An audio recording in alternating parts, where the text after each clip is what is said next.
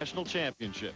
Once again, the Buffs are positioned for a return trip to Florida and a matchup with #1 Miami. Yes, once again, the Buffs could be a factor in the National Championship picture. This game right here gives us an opportunity to do a very, very significant thing, something that we had our hearts and minds set on from the very beginning, and that's repeating as Big 8 champions.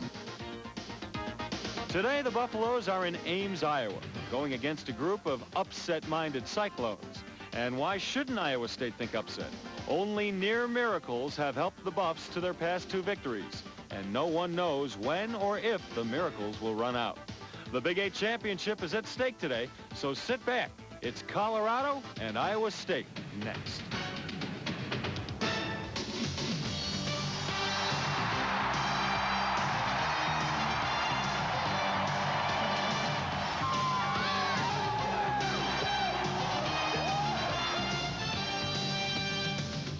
Channel 4 Sports presents CU Buffaloes football. Live from Jack Trice Field in Ames, Iowa. It's the University of Colorado Buffaloes versus the Iowa State University Cyclones.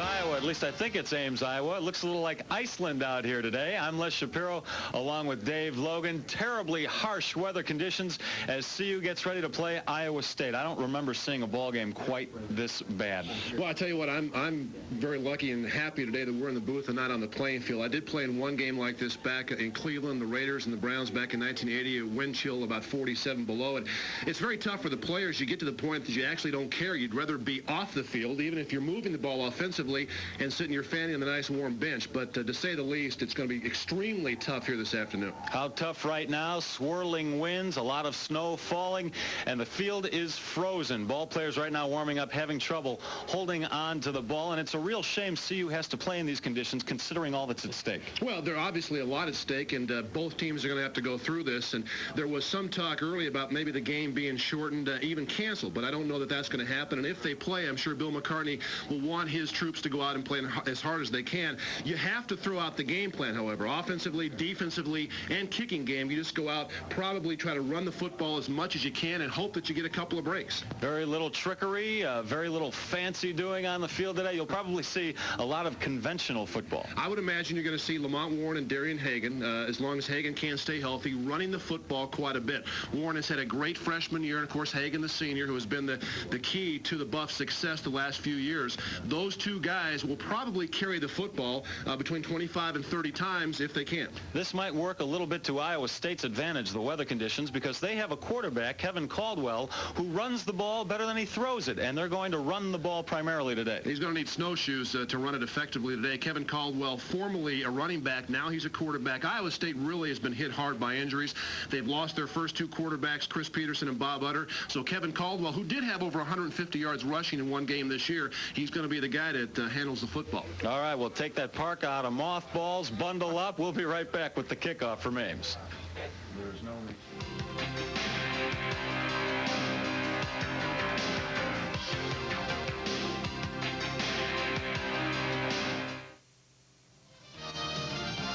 Today's game is brought to you in part. It is. We're a few minutes from kickoff. CU and Iowa State. CU comes into the ball game with a 7-2-1 overall record. In conference, the Buffs are 5-0-1. They have played 21 straight conference games without a loss. The last loss in conference came back in 1988. The Iowa State Cyclones, and we understand now why they are nicknamed the Cyclones, have a 3-6-1 record coming in. In conference, they are in 6th place with a 1-4-1 record. Dave, I know a few minutes ago you talked about playing in these conditions at one time in the pros. What do you have to do on the field to stay warm? Well, it's virtually impossible to stay warm, and what you have to try to do is block it out as much as you possibly can. And in conditions like these, it's impossible to do. We're talking about, I think, the second worst condition in terms of playing conditions that I've ever seen. The wind is swirling. It's very, very cold. Wind chill, as you said, about 30 below. we'll have about 100 people watching the game, at least here in Ames, Iowa. You just try to maintain your footing. You try to stay off the field as much as you possibly can, and you try to get to that bench whenever your time comes. CU comes into the game ranked 15th in the nation, according to Associated Press. It is the 46th straight week the Buffs are in the poll, and that is a school record. A win assures CU of its third straight conference title, possibly co-champion this year. Of course, we need to see what happens when Nebraska tees it up against Oklahoma on Friday, this coming Friday, the day after Thanksgiving.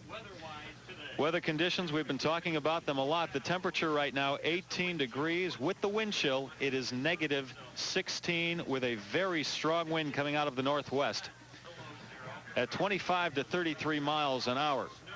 The skies, well, we would tell you if we could see it. How would you describe that? Snowy. That's all we see is snow.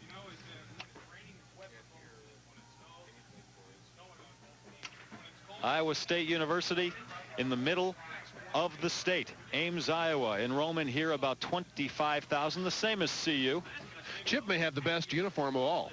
And we're up here in a booth that is closer to heaven than the field. We had to walk through snowbanks to get there. You take a look at the series records, but I think Chip's got it made today.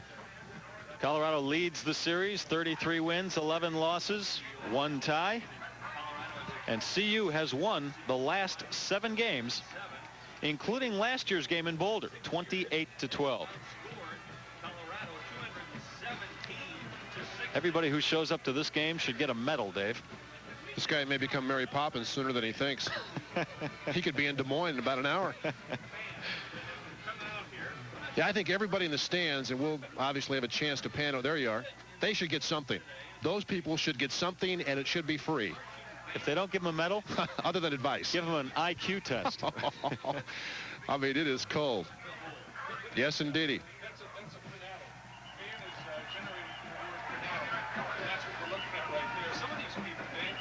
I really didn't think we were going to make it to our TV booth here. They roped off the upper part of the stands. They weren't going to allow anybody to sit up here. We tried to convince them that we were doing the game on TV. They hadn't shoveled anything, so we're walking in snow up to our knees. You're looking at the lower deck right now where the fans are sitting. The upper deck is covered with snow. If I don't close this window, so are we going to be. We're trying to leave the window open of the booth, and we're going to be wet when this thing is done.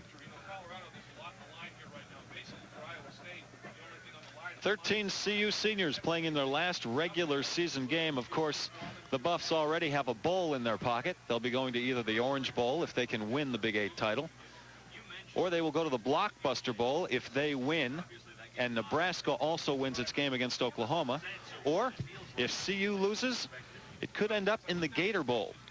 You know, it's unfortunate because, as you mentioned earlier, there's a lot riding on the outcome of this game, and to play it in conditions such as these, it's really too bad for both teams. Iowa State, obviously, their season will come to an end after this football game, but Colorado, I'm sure, doesn't want to have their fortunes ride on 25 below zero temperatures, but that's the case this afternoon. Mitch Berger with gloves on, trying to make sure the ball stays on the tee. He'll be kicking off for CU.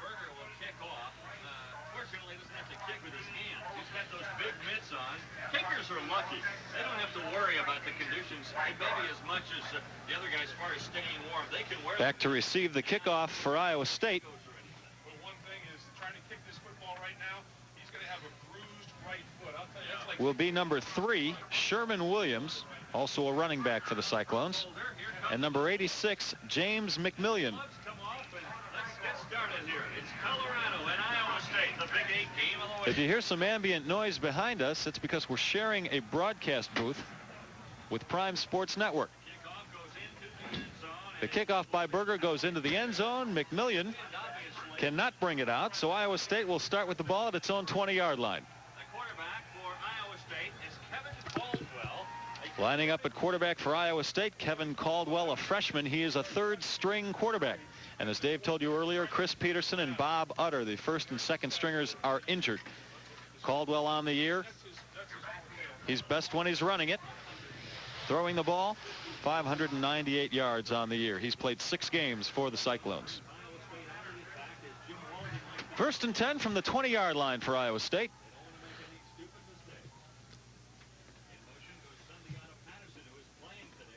And I win the ball. The ball is caught by the tight end, Paul Schulte. Here are your backs and receivers for Iowa State. Jim Knott is the starting tailback.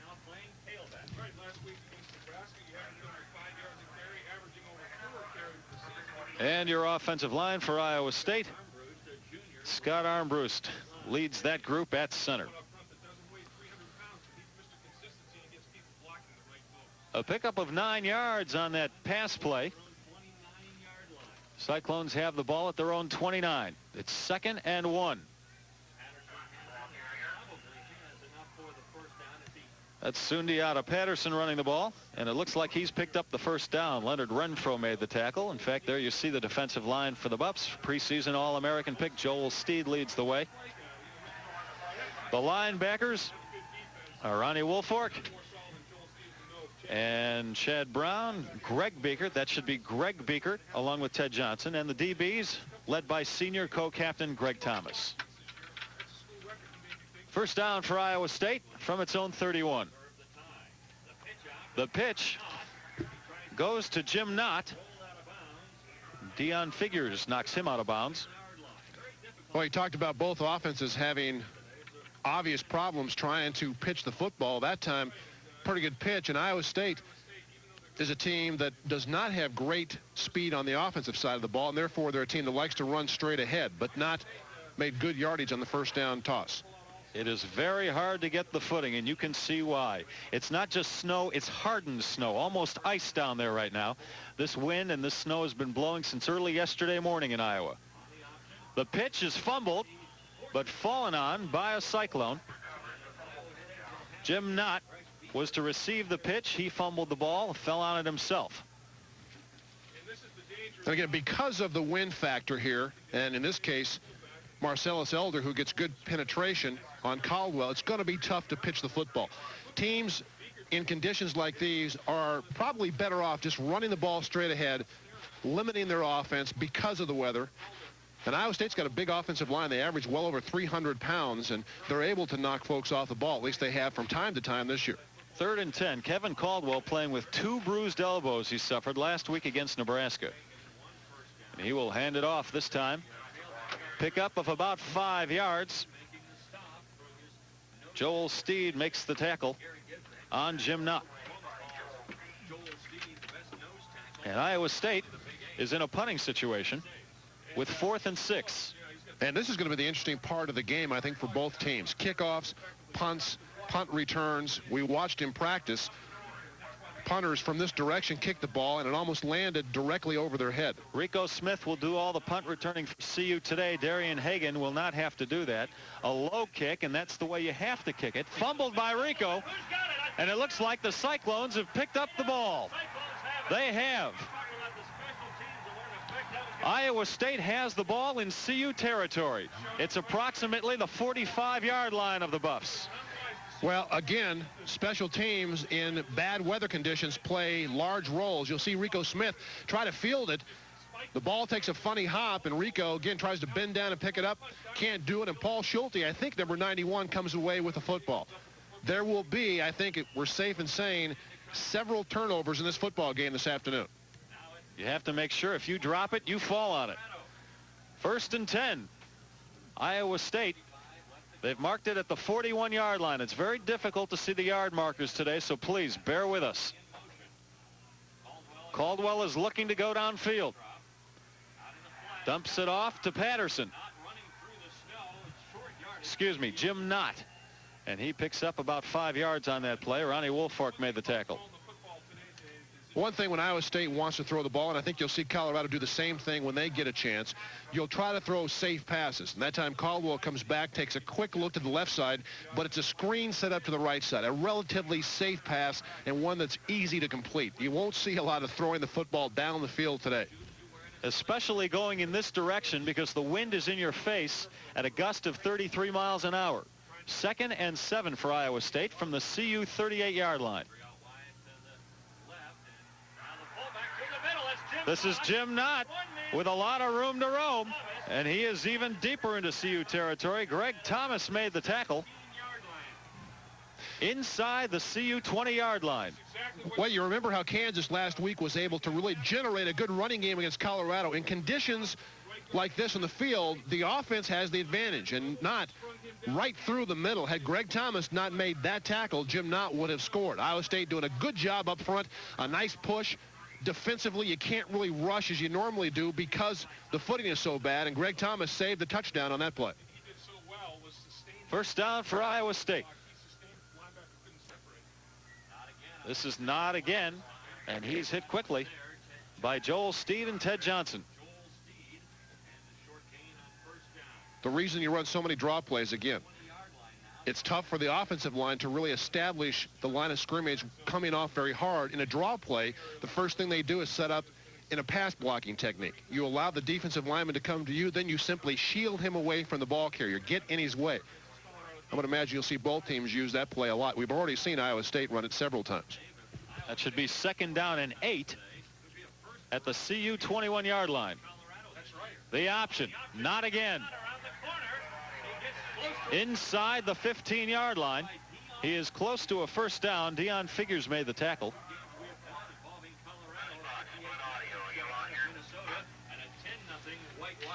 Jim Knott doing the bulk of the work for Iowa State so far. We expect the running backs to do most of the work for both teams today.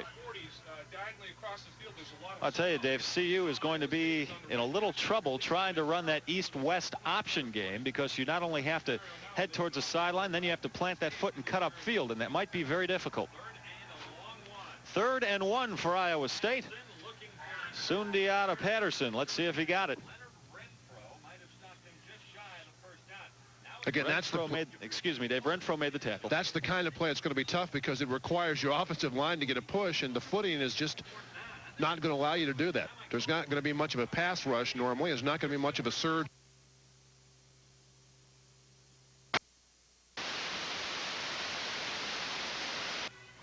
Walden's in the sunglasses on the right side of the screen. 52 years old, Jim Walden, in his 5th year here. I got one guy telling me we're hot.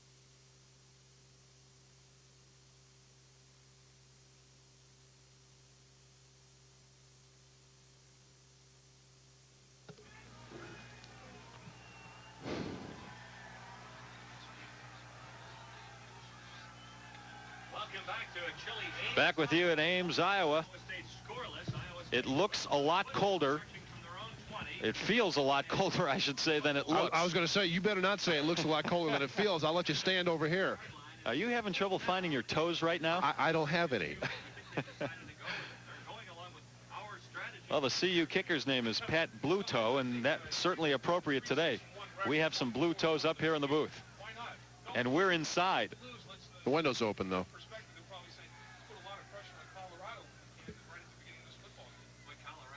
9:50.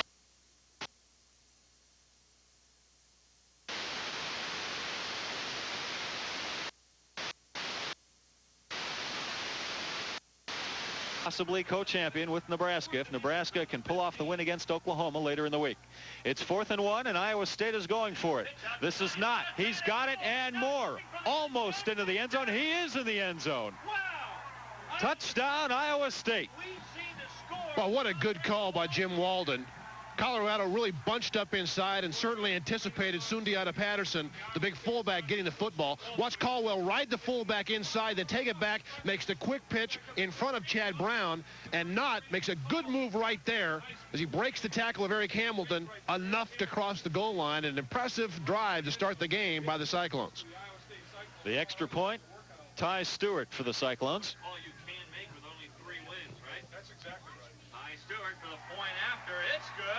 And even the extra point is an adventure today, but Ty Stewart gets it through.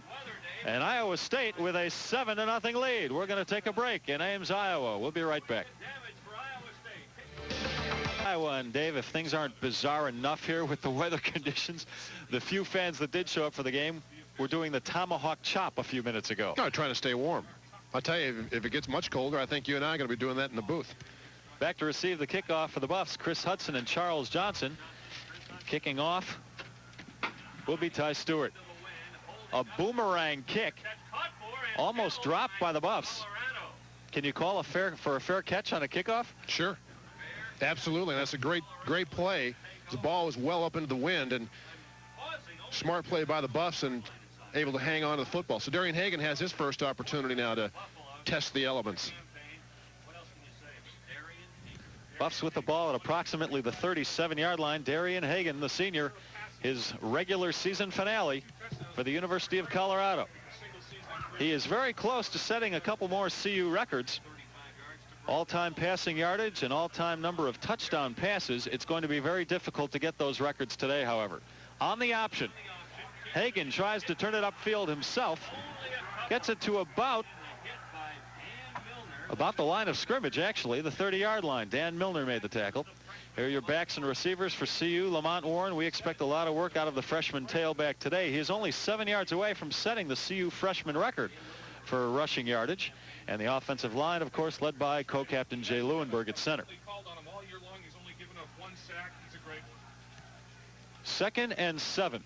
Once again, I need to tell you, we are guessing on the yardage on most of these plays because you cannot see the yard markers. Hagan again has some room. Rubbed out of bounds at about the 42, 43-yard line. Lester Ridley, the tackle. The Iowa State defense looks like this. Defensive line led by Matt Rayberg. He's the senior out of Omaha. The linebackers led by Dan Milner, their leading tackler, with almost 11 a game. He had 16 tackles against Nebraska last week. And their defensive backs, Harding Armstrong, Dubrava, the junior, and Sean Walker. First down for the Buffs. This is Warren. Gets a yard, maybe 2. Brought down by Troy Peterson.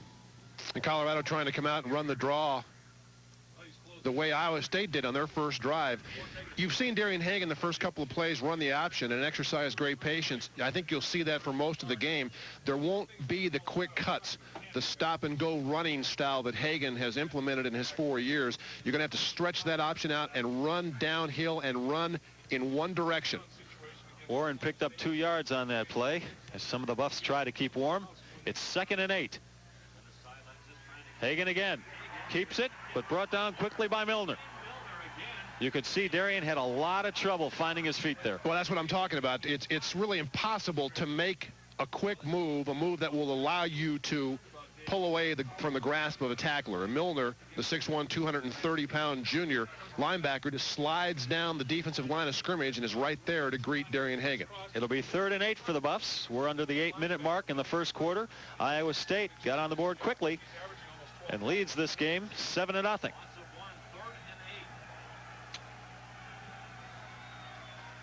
Hagan will throw for the first time today. Going deep. Has a man open, but overthrows him. It was Rico Smith back at the 25-yard line of Iowa State. This is what I was talking about. Well, Hagan that time had a lot of protection, and I don't think you'll see a pass rush from either team today. So Darian Hagan stands back in the pocket. He pats the football a couple of times, waits for somebody to open up, finally tries to get the ball to Rico Smith, who uncovers about 20 yards downfield. But as you can see, the ball well over the head of Rico Smith and out of bounds. No pass rush today, so if you can throw the ball into the wind, you're going to have time to do it. The Buffs and Mitch Berger will punt it. James McMillian, one of the better punt returners in the nation, lets it drop. Probably a smart move. And the ball is back inside the Iowa State 5-yard line. Looks like it's at about the 2. All right, we're going to take a break. We need it in Ames, Iowa. And Iowa State leads this one 7-0.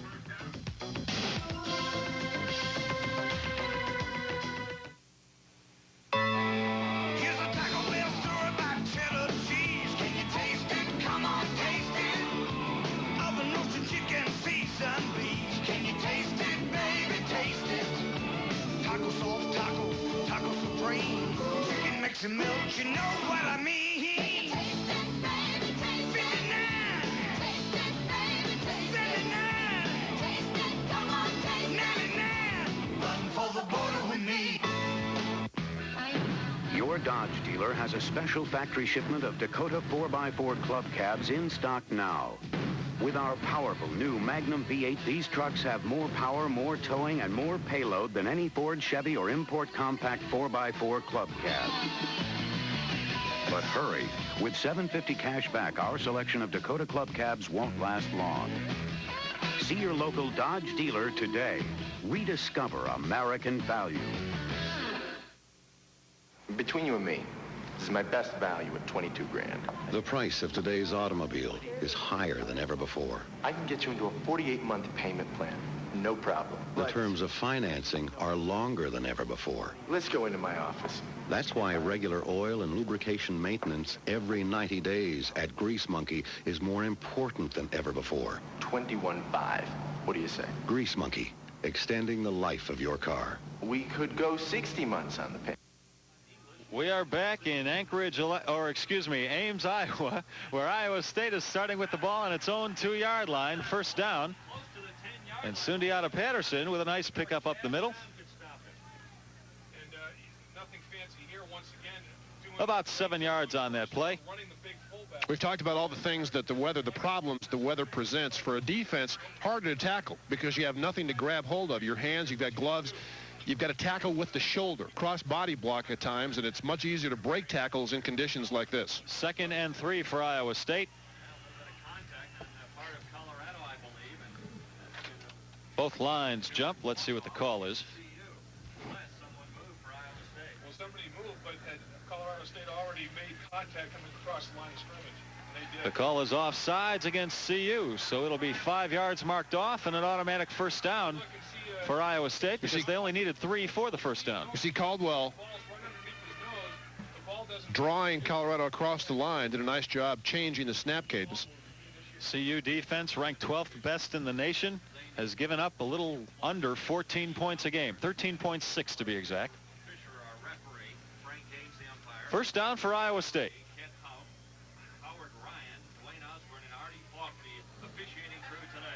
Caldwell decides to keep himself. Ronnie Woolfork rides him and the snow out of bounds.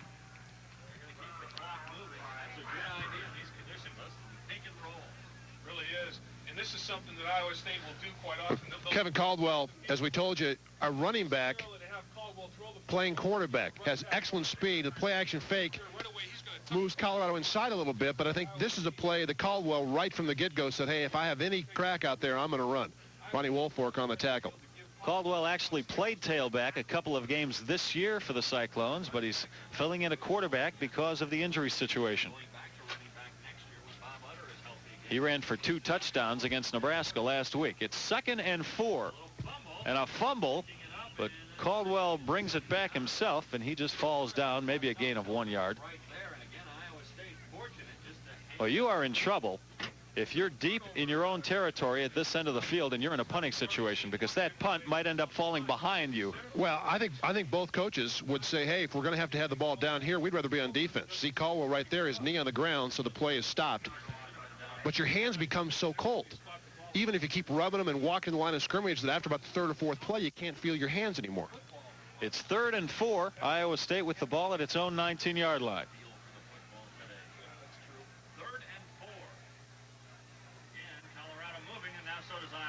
A lot of movement on the line again. I don't think there's a flag here. I don't see a flag either. There should have been a flag on the play because the ball wasn't snapped and there was contact. Iowa State trying to draw Colorado offsides again.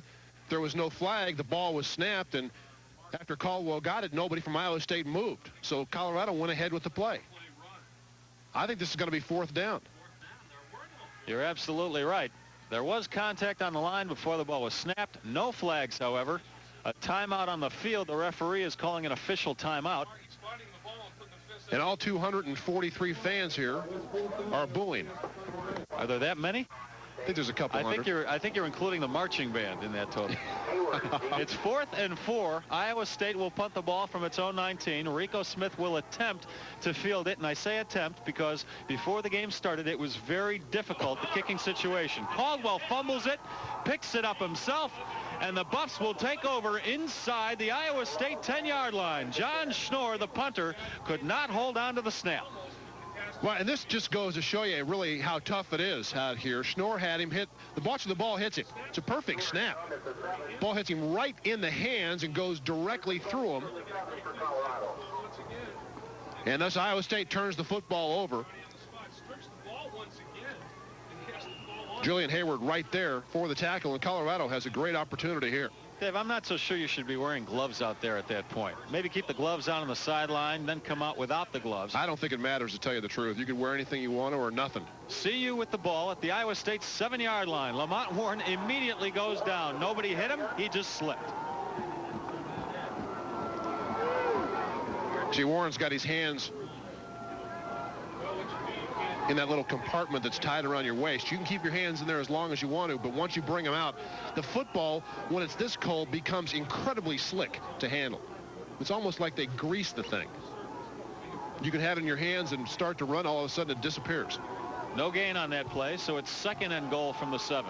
Under 4 minutes to go in the first quarter. Hagan himself, and might have gotten back to the line of scrimmage. I think Darian Hagan, Dave, you tell me if you see it this way also. Darian has basically said, I'm not going to pitch it. I don't even want to hand it off. I'm going to do most of the running today, and that way we won't lose the ball. I think that play really is called from the sideline, and Hagan rides the fullback, but you're right, this is a keeper all the way. You see James Hill looks up the defensive end to block, and on a playing field like this, it takes Darian Hagan's expertise away. You can't cut back. You can't make people miss. You can't truly get involved in the option game. No gain on the last 2 plays, so it's 3rd and goal from the 7. Hagan throwing the ball, a corner route. Westbrook almost had the ball. He had the defender beat, but couldn't hold on.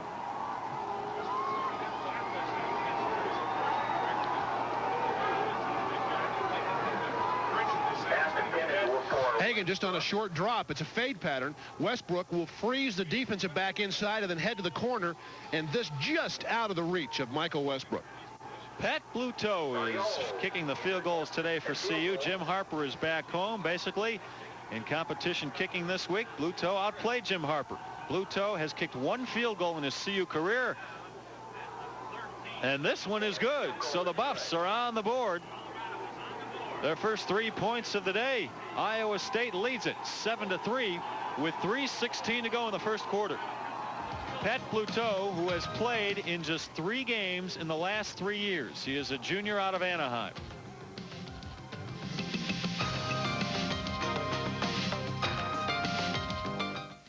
Here's a Taco Bell story about cheddar cheese. Can you taste it? Come on, taste it. Oven roasted chicken, seasoned beef. Can you taste it, baby? Taste it. Taco sauce, taco supreme. Chicken mix and milk, you know what I mean. Taste it, baby, taste 59. Taste it, baby, taste 79. Taste it, come on, taste 99. Run for the border with me. For years, you've depended on State Farm to insure your home. Daddy! But did you know you can also depend on us to provide financial security for those you love? State Farm. We sell life insurance. Be sure to contact your Denver metro area State Farm agent soon for a free family insurance checkup.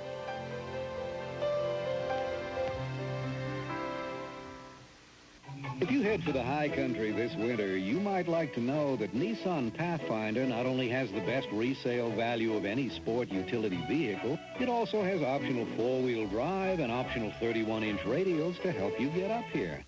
Getting down is up to you. Pathfinder. Buy one for all its value. Drive one for all it's worth. Buy a Pathfinder now and get 2 free days of skiing for 2 at Steamboat. Back in Ames, Iowa, take a look at the CU sideline. We tell you who these people are, but we don't know ourselves. Oh, you know that. Look at that walk. That's Bill McCartney. He's usually the one pacing the sideline. A wind chill of 19 below 0 at the start of this game. CU just kicked the field goal and is kicking off, and the ball is down in the end zone by Iowa State, so it'll come out to the 20. We have 3:16 to go in the first quarter. The Buffs are down 7-3. So far, a pretty good job by that man, Kevin Caldwell, playing quarterback. Iowa State has 60 yards of total offense. Colorado with 17. Cyclones lead it 7-3, and there's what I'm talking about right there. Everybody's interested immensely in getting to that burner. I saw a guy one time watching action, putting his foot up there and caught his socks on fire. The Iowa State offense averages 14 points a game. Right now the ball 1st and 10 from their own 20. Caldwell keeps it. Gets a couple of yards. Marcellus Elder and Greg Biekert are there to make the stop. Tackle on the play by Biekert. Well, Dave, there's a lot of talk. Is CU lucky this year, or is luck the residue of hard work? Oh, I think a little bit of both. I think whenever you have a good team, you have to be a little bit lucky. You've got to be lucky not to have a lot of injuries, lucky to make big plays to win games toward the end of contest, and they certainly have been. 2nd and 9 for Iowa State. We'll get back to that thought in a second. Caldwell wants to throw. Up the middle, complete. And a first down for Iowa State. Greg Thomas made the tackle on the receiver, Lamont Hill, and that is his 20th catch of the year. Well, I tell you, another man that used to play tailback, Dave. This is an impressive throw and catch. Caldwell, just a straight drop back. Hill will come from the right side of your screen. Greg Biekert gets a hand on him right there, but doesn't disrupt the pattern. That's an excellent catch in weather conditions like this. You played receiver in college and the pros. How difficult is it on a day like today to catch one of those stinging spirals? Well, unlike when conditions are normal, you try to catch the ball into your body. You don't want to catch it with your hands. Let the ball get to your body and then just firmly grasp it. And that time Hill did a terrific job. Iowa State with a first down at its own 40-yard line. Jim Knott will run it, but not very far. Might have a yard on the play. Talking about luck, I think every team that goes through a season, that's Mike Berry talking to his offensive lineman, and has success has to be a little bit lucky. I mean, Miami, as good as they've been this year, and Florida State last week. Florida State unlucky because the kicking game fails them. Miami has to figure a 34-yard field goal is going to beat them in the biggest game of the year, and he pushes it wide right. It's got to be a little bit lucky. 2nd and 9 for Iowa State from its own 41. Another pass to Lamont Hill, and again complete for another first down. At midfield, Iowa State now. I'll tell you what happens here. Ronnie Bradford from the left side, as soon as he sees that option fake, will come and leave the receiver and come to play run defense. And Hill simply slips by Bradford on his way to the quarterback and turns and faces Kevin Caldwell, makes an easy pass and catch. One more note on that theme, that CU might be lucky this year, pulling all these games out of the fire. Quarterback Darian Hagan said, hey, they can call us lucky, but we're the ones piling up the victories, the rings, and the bowl trips, while everybody else is home moping. 1st and 10 from the 50. This is Knott. Breaks through into the secondary once again. That young man having a fine afternoon. Greg Thomas, the tackle. But not before Knott picks up about another 20 yards. We mentioned the big offensive line of the Cyclones. You'll see them do an excellent job here of zone blocking, just taking the defenders which direction they start, and Knott comes through a gaping hole. Hamilton gets him low, and Greg Thomas again has to make a touchdown-saving tackle. The offensive line doing a good job. Look at that block there. An excellent block by Scarvett, who gets right on top of Greg Biekert and drives him backwards, allowing Knott to pick up more yardage. Iowa State with another first down at the CU 37-yard line. Knott gets about 3 yards on that play. Clock winding down. We're close to the end of the first quarter. Less than 40 seconds to go now. Iowa State leading it 7-3. And again, the offensive line really has the advantage here. As a defender, it's tough to get off the block unless you have good footing. So once an offensive lineman gets into you, you can't get rid of him as quickly as you normally would. And thus, Iowa State's done an excellent job. 10 carries for 60 yards for Knott. And by the way, throwing the ball, Caldwell is 4 of 4 for 41 yards. So the Cyclones have been near perfect here in the first quarter. And most incredible, he's been throwing the ball against the wind, a gusting wind of more than 30 miles an hour. Final play of the first quarter. Caldwell, the screen to Knott. And Greg Biekert makes the tackle. Boy, Biekert coming off a great game. We'll tell you about it as soon as we come back in Ames, Iowa. That's the end of the first quarter. Iowa State leads it 7-3.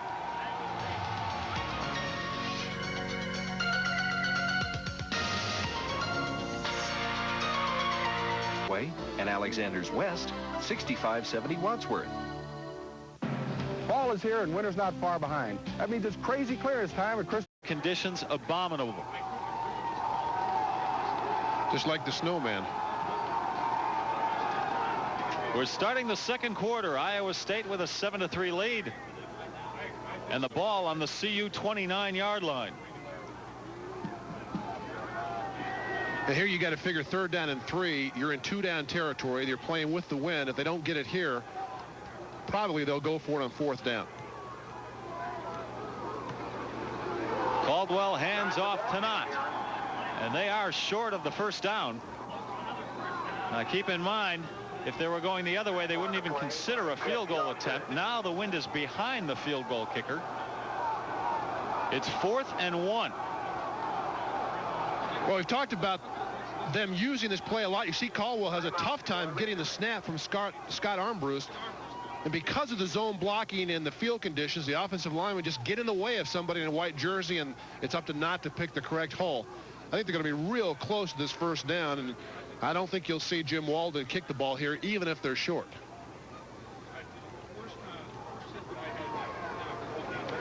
They are about a yard short of the 1st down. And the offense still on the field for Iowa State, so they'll be going for it. 4th and 1 from the CU 24-yard line. 4 inches. A few CU buffs among the crazies here today. Well, we ran into a few people, Dave, in the hotel lobby who actually drove here. The last time 4th and short, they ran the option with Caldwell making the pitch at the last moment.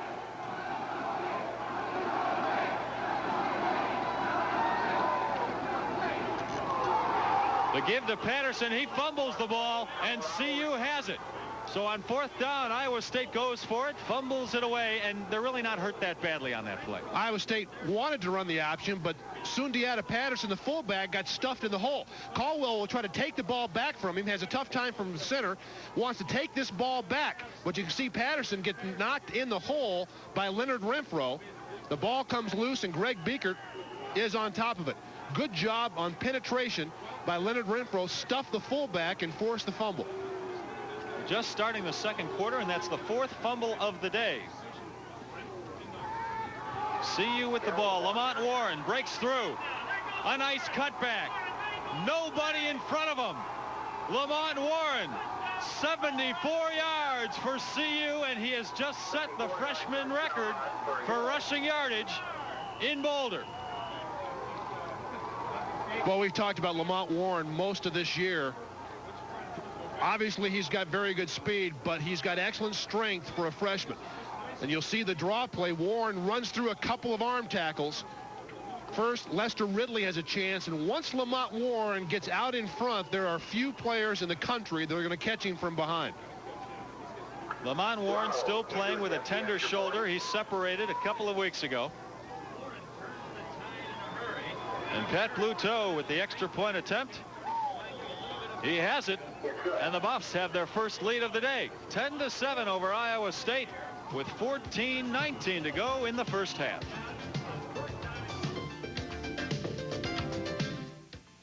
What's this 59 anytime? 59 anytime. It's breakfast, lunch, dinner, and snack time too. Well, it's your time, my time, and anytime we go. Time out. No, never. Is this one of those limited time times? No way. It's school book time. And ghostly time. If it is the season time, 59 anytime time is here for a long, long time. At McDonald's, food, folks, and fun. There are plenty of places you can go to take a chance. But for a sure thing, go directly to your Acura dealer. Acura has just been ranked best in operating performance and overall comfort at 3 years of ownership. That's according to a survey from J.D. Power & Associates. Not a tip from your brother-in-law's bookie. Lease a 91 Acura Legends for $399 a month. See Courtesy in Littleton, Flatirons in Boulder, Mile High in Denver.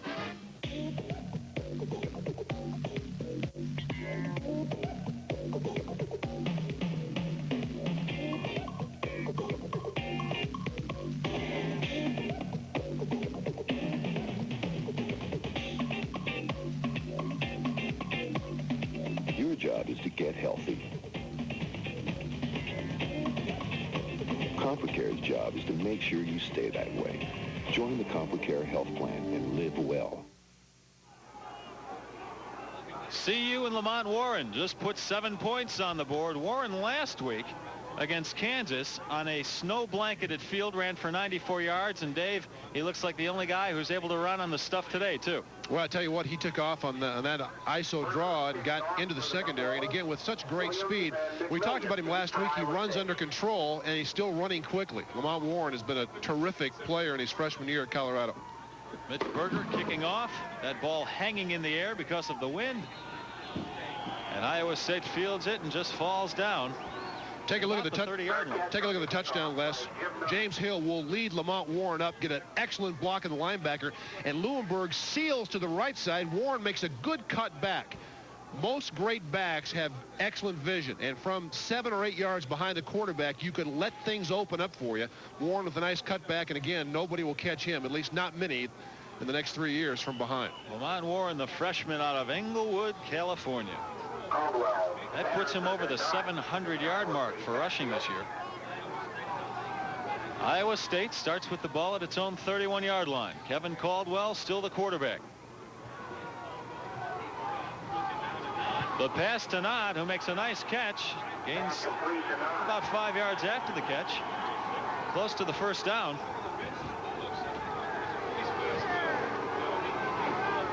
Well, same play as they've used before. Again, Caldwell comes back. Not the running back will come out and just flare to the right side. He fakes the block, dips inside the left tackle or the right tackle, and then here comes the screen. You can see some of the offensive linemen trying to get in front of him. Caldwell makes a nice catch. Woolfolk almost got the face mask, but had the helmet and got the tackle. All that work, and Iowa State picked up just 3 yards on the play, so it's 2nd and 7.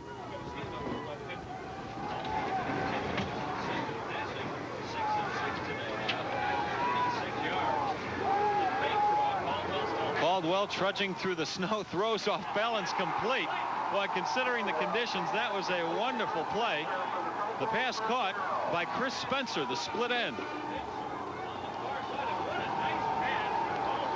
Well, Spencer makes an excellent catch here. As Caldwell will come out, the play action fake, tries to hold the inside linebackers. You see Beekert and Ted Johnson running with the tight end. This is an excellent throw. Watch the catch in his hands. Ball a little bit high. Spencer, who was honorable mention all Big 8 last year, probably Iowa State's best wide receiver, makes a good catch, and the Cyclones have another first down.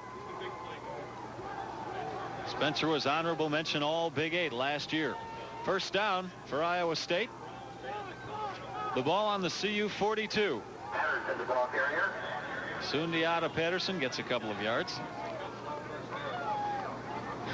Greg Beekert made the tackle. Last week, Beekert had 22 tackles against Kansas.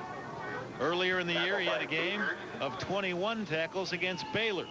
He is averaging a little better than 12 tackles a game, and that leads this team. And the entire linebacking core of the Buffs this year back next year. Woolfolk, Beekert, Ted Johnson, and Chad Brown. 2nd and 8 for Iowa State at the CU 40. Caldwell will run it, but not very far. Picks up about 3 yards. Leonard Renfro catches him from behind.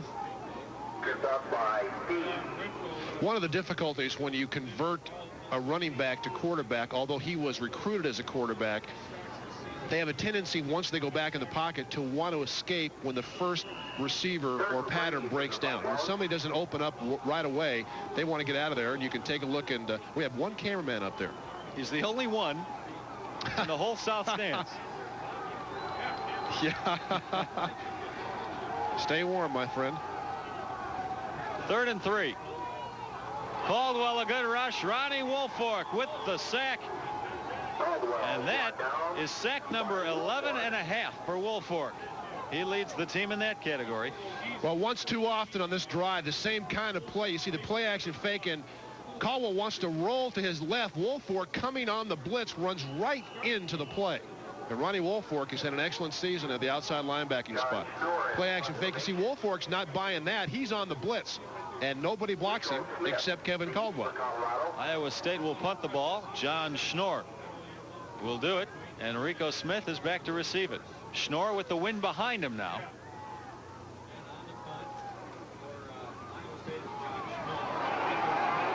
Rico Smith lets it fall. The ball bounds out of the end zone, and CU will have it at its own 20. We've got 10:46 to go in the second quarter. CU with a 10-7 lead. We'll take a break. If they were really smart, they wouldn't have come to the game at all. Oh, boy. Die-hard fans. 10:46 to go in the first half. CU with the ball at its own 20 and a lead of 10-7. Darian Hagan keeps it and gets approximately 6 yards on the play. Malcolm Goodwin the stop. And fumbles after he was down. Iowa State defensively has had all sorts of problems this year stopping the run. They gave up 353 yards when they played Nebraska this year. There's where we are. We can wave. And you see a full booth. If it looks like there are too many of us, we're sharing the booth with the folks from Prime Sports Network, Dave Armstrong and Dave Lapham. They told us there was one enclosed booth. We all chose to take the chance that we would listen to each other on each other's microphones. That pass incomplete from Hagan. He is hit as he's throwing it. That goes to show you how tough it is to throw against the wind here. Hagan had Michael Westbrook wide open. You'll see him get the football up in the air right before he's hit. Look at that thing. Hunters would have a field day with that. And that's not Hagan throwing. That's the wind blowing. It's 3rd and 5 for the Buffs. If you told him in Locke High School that he'd wind up his career in Ames, Iowa as 30 below, I'm not sure he'd have been a Buffalo. Hagan, this time the pass is tipped. Brings up 4th down, and CU will have to punt the ball. How would you like to be the recruiting coordinator for Iowa State and bring in some of your prized recruits on this weekend? Well, you keep them right in the hotel and give them lots of hot chocolate, I can tell you that. Hagan, the drop back pass, this is tipped right at the line of scrimmage. An excellent job getting a right hand on. I think it may have been Malcolm Goodwin, the inside linebacker, who got his hand up in the air. Probably sorry he did now. Mitch Berger will be punting to James McMillian. McMillian averages 14.8 yards a kick return. However, he won't get a chance to return that one. Yeah, I think Mitch almost missed that ball. He let it go out of his hands and the wind took it. If we take a look at it, much the same as at Soldiers Field a couple of years ago, the wind took the football when Berger dropped it, and he almost missed it with his right foot.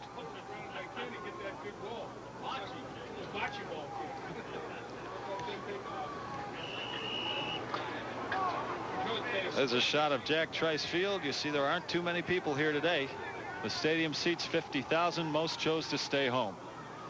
Iowa State with the ball on its own 34. It's 1st down. Caldwell has had some success throwing, and that time that is successful also at midfield. The receiver once again, Lamont Hill. Iowa State doing a good job.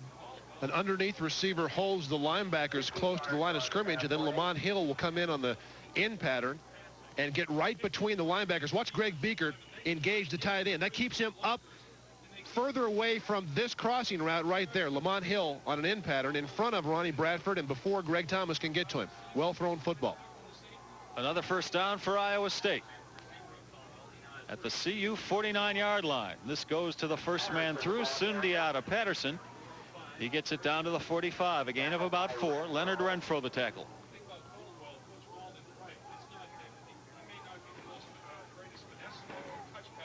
Renfro stayed home a couple of weeks ago when CU traveled to Oklahoma State with a bad hamstring. This is not the type of weather that will help that hamstring injury along either. It's 2nd down and 6. Bill McCartney, the man in the middle of your screen with the hood on, saying to himself, let's get the win and get the heck out of here. And right now CU leads it 10-7. 8:40 to go in the first half. Caldwell brought down for the sack, and once again it looks like Ronnie Woolfork. Woolfork's 2nd sack of the day. Well, pretty good job, really, by Doug Skartvedt, the left tackle, blocking on Woolfolk. But when Caldwell tried to escape, he ran right into the pressure from the outside.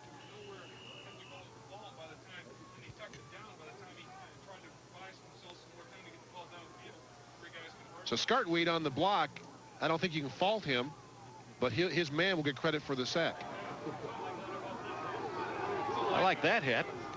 We should have gotten a hold of a couple of those before we came out here. I like to put them on my feet. 3rd and 10 for Iowa State. Still at the CU 49-yard line. Sundiata Patterson into the backfield. A first down for Iowa State. Greg Thomas rides him out. But not before Patterson picks up approximately 14 yards on the play. Sundiata Patterson is a 2-year starter at fullback. He's been banged up this year. You'll see him right there. Woolfolk has the quarterback, and nobody has Patterson until Greg Thomas, again from his free safety spot, meets him head on. Patterson with an excellent run, and Iowa State is doing a good job up front. We've talked a lot about their offensive line, a big, strong offensive line that so far been able to establish the line of scrimmage even in conditions such as these. Patterson playing with bruised ribs, although the cold today is probably numbing them, and he doesn't feel them. Caldwell going deep, has a man open. Incomplete, broken up by Ronnie Bradford.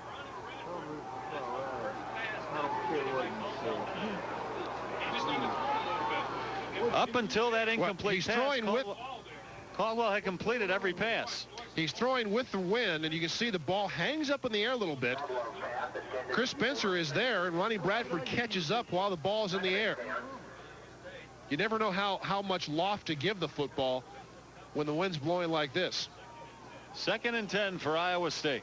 Caldwell, by the way, 8 of 9 so far. That was his first incompletion. He's got 68 yards of passing. Caldwell keeps it. And Greg Thomas, along with Ronnie Bradford, bring him down. But not before Caldwell picked up, very possibly, another first down. He got about 10 yards on that play.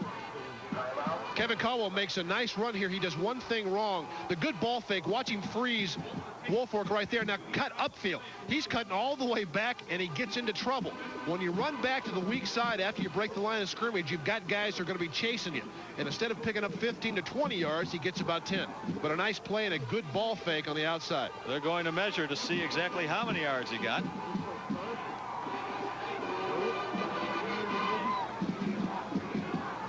A pickup of 10 yards and a foot, enough for a first down. Iowa State with the ball down at CU's 25-yard line. Jim Walden. Looks like he should be on Saturday Night Live, doesn't he? Standing Conehead. For a second there, I thought he was frozen and he wasn't going to move. Oh, man. First down for Iowa State at the CU 25. Buffaloes with a 10-7 lead. That's Jim Knott gets a couple of yards. Frustrated at the fact nobody hit him, he just slipped. They're not all here. There's 3 short. Was it? I counted them. There's 49. Bobby's good. We've got 6.5 minutes to go in the first half. CU leads it 10-7. Trying to maintain its spot at the top of the Big 8 standings along with Nebraska. The regular season finale. 2nd and 9 for Iowa State. Flags fly. Looked like there was a mix-up on the exchange between center and quarterback.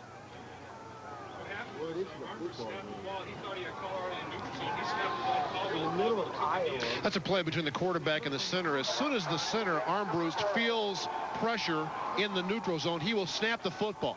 And you can see right there, well, Joel Steed actually comes across and hits him on the shoulder pads, but the center, it's up to him, even if there is no contact. When you get somebody in the neutral zone, you snap the ball, and thus Iowa State picks up 5 free yards. A smart play by the quarterback, Kevin Caldwell, and his center, Scott Armbruster, makes it 2nd and 4 from the CU 19-yard line. This is Sundiata Patterson, gets a yard, maybe 2.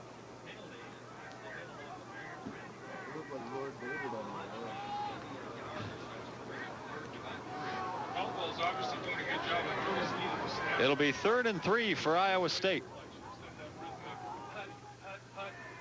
yard gain on the play. Yeah, jump on that second. Iowa State from the CU 18.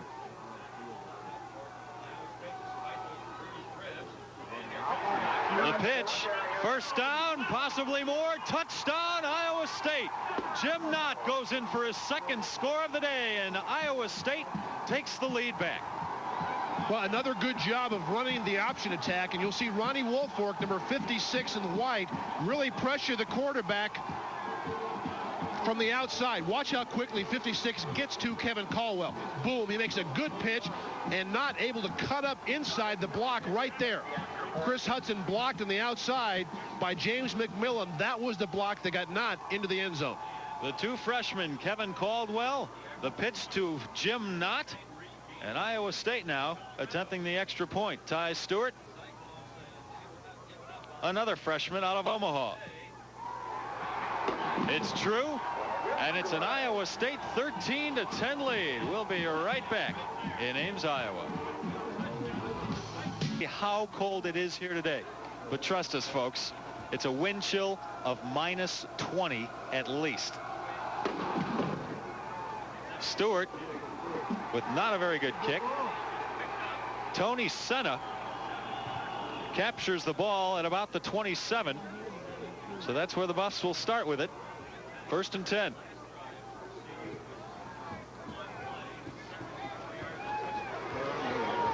Total yards on the day, Iowa State doing a better job than Colorado. Amazingly, with the wind swirling around Jack Trice Stadium, Caldwell, the quarterback, has completed 8 of 9 passes, and Darian Hagan just the opposite. No completions today. This is Lamont Warren, brought down quickly by Larry Radigan. Colorado trying to run the same play that Warren took for the touchdown, and when he brought it back to the weak side, Radigan was unblocked. Lamont Warren tried to bend it all the way back to the sideline. He'll come right to left. The lead with James Hill. Lamont sees the soft side, the seam, tries to bring it back, but Radigan's unblocked and just waiting in the hole for the freshman. By the way, this Iowa State defense playing without one of its leaders. Andrew Buggs is starting cornerback. The leading interceptor on this team is out with a separated shoulder. Right now, CU with a 2nd and 13 from its own 26. This is James Hill, his first carry on the day. He gets it across the 30-yard line. Gain of about 6. Lester Ridley, the tackle. Of course, Bill McCartney said before the game it was going to be very important to do a good job on 1st down. That play is an indication as to why. Hill picks up about 7 yards, but you're still 3rd and 7 or 8, which is tough for option attack football because you've got so many things that can happen on the defense, and more times than not, 3rd and 7 or 8 are passing downs. 3rd and 6 for CU. Contact on the line. Look at her nose guard. He lines up like Joe Coulter. Get his money's worth. He didn't do it. Well, Colorado's jumped off a couple of times. Now Iowa State reciprocates. Jay Lewinberg there feels the brunt of Matt Rehberg. If you hear a disparity in the yardage, we tell you. For instance, Dave just said it was 3rd and about 8, and I told you it was 3rd and 6. It's because we just we're don't like guessing. each other. We don't communicate very well. No, the scoreboard is unsure of what's going on down there also, and we're having trouble seeing the yard markers. So please, again, bear with us. Flag on the field. I think Colorado may have jumped this time. 5 forward, 5 backward. So a 3rd and 1 turns into a 3rd and 6 situation for the Buffs. We've got 3:32 to go in the 2nd quarter. The Buffs down 14-10.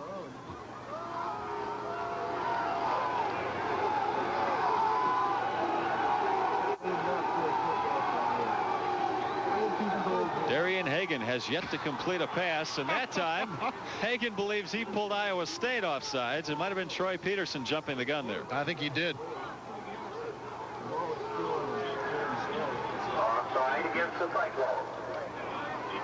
Yeah, Chip thinks it's funny, but he's in that big Buffalo costume. Yeah, why do you think he's smiling? He's warm.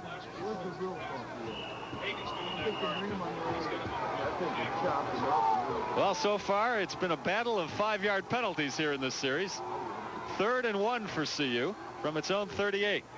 Lamont Warren. I don't think he picked up the first down, Dave.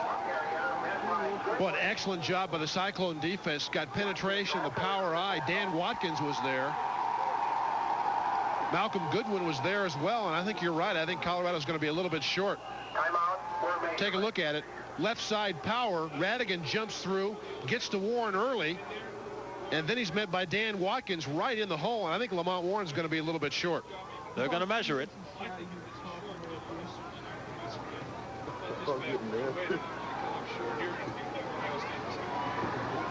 .252 to go, first half. And the Buffs are about a foot short of the first down. The offensive unit's still on the field. Let's see what Coach McCartney calls for here. Under normal conditions, you probably punt the ball without a doubt. But here, because of the footing, hard to get footing defensively, and more times than not, you're a catcher. You catch blocks, you catch backs. McCartney may feel like he can get 1 yard here, or he may try to draw him off sides, which they were able to do the last couple of times.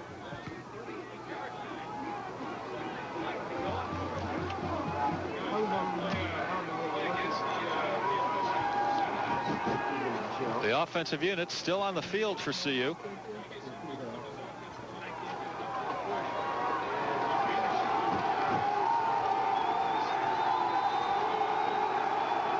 Darian Hagan at quarterback, 3 running backs behind him. The more blocking, the better.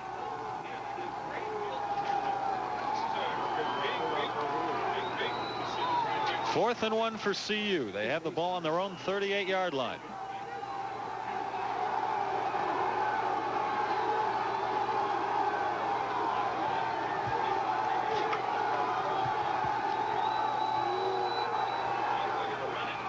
This is Lamont Warren, and he is stopped short of the first down. So Iowa State stops CU and will take over the ball in CU territory at the 38-yard line. Well, I'll tell you what, a great play by Goodwin and Radigan. You'll see James Hill, the fullback, got stuffed in the hole. Here comes Radigan over the top, and Goodwin is there as well. Radigan, number 46, meets Lamont Warren behind the line of scrimmage, and thus the gamble fails for Bill McCartney. Iowa State, with the stunt 4-3 defense, is able really, from time to time, to throw off a young CU line, and that time got into the gap, and Radigan was unblocked. So the Cyclones with the ball at the CU 38-yard line. The pitch to Knott. Inside the 35, gain of about 4. Chad Brown the stop. He's run out of bounds by. Boy, Jim Walton's thinking now, hey, if we can knock this thing in the last couple of minutes, we can take advantage of the gamble by that man right there, Bill McCartney. You don't want to have to settle for a field goal. If you can knock it in and go ahead 21-10 at intermission, feel like you've got a chance. Right now it's Iowa State 14-10. We are under the 2-minute mark in the first half.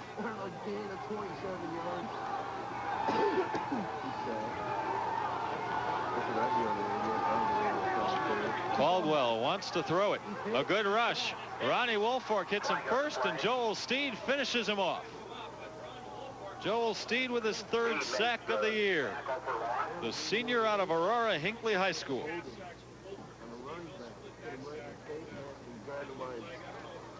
There is a flag on the field. This is probably going to be holding, I would guess, by Iowa State. Holding indicated against the Cyclones. Take a look at it.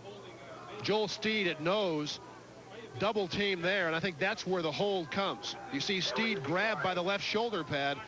That's Lance Keller, number 75, trying to get outside and protect the quarterback, but he couldn't. 1:46 to go in the first half. There's a good look at Joel Steed, a Black Studies major in Boulder. 3rd and 13 for the Cyclones from the CU 42. Caldwell keeps it, but doesn't get very far. There to meet him is Ted Johnson at about the line of scrimmage. We've talked about Darian Hagan's inability really to negotiate the field. Caldwell's a similar runner in style, and you saw that time tried to tiptoe through a break. Caldwell breaks the tackle here, but has to tip into Ted Johnson, and you're going to lose that battle every time. Caldwell is a very good running quarterback. We told you he's a converted tailback. This year against Missouri, starting at quarterback, he gained 154 yards on the ground. That time, not much. It's 4th down for Iowa State. Less than 50 seconds to go here in the first half, and the Cyclones will punt the ball. John Schnorr will punt it. Rico Smith will field it. The wind behind Schnorr's back. Iowa State takes a delay of game penalty, back 5 yards. With the wind at their back, they're not too worried about it.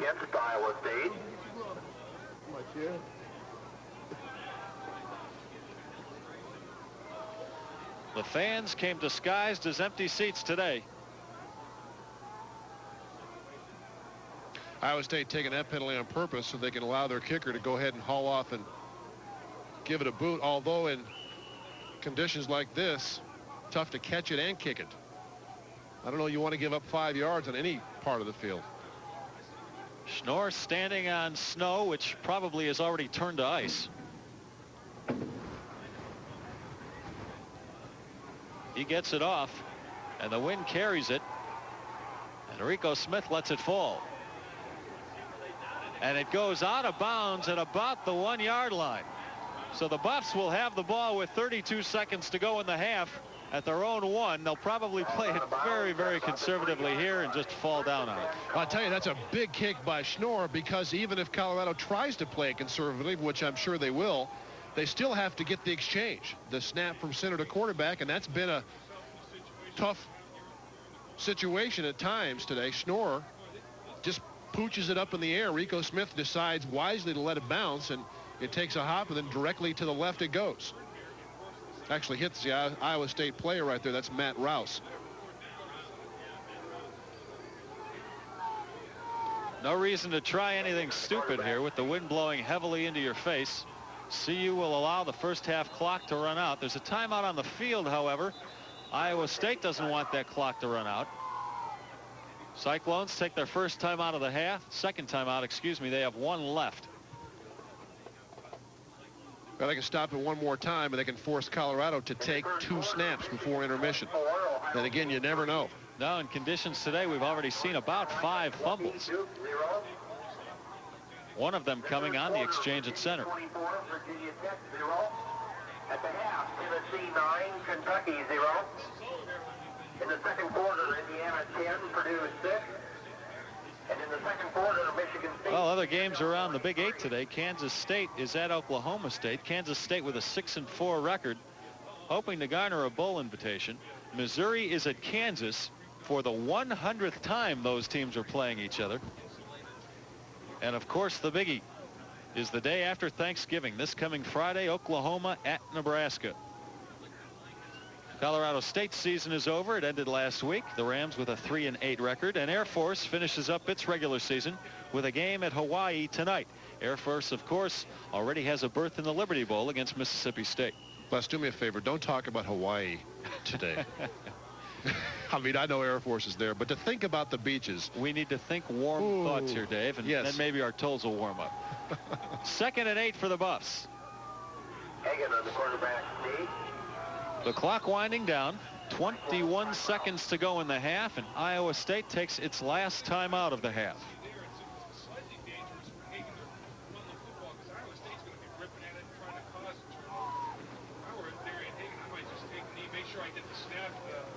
That's been a good first half for that crew right there. Iowa State looks like they're going to have the 14-10 halftime lead.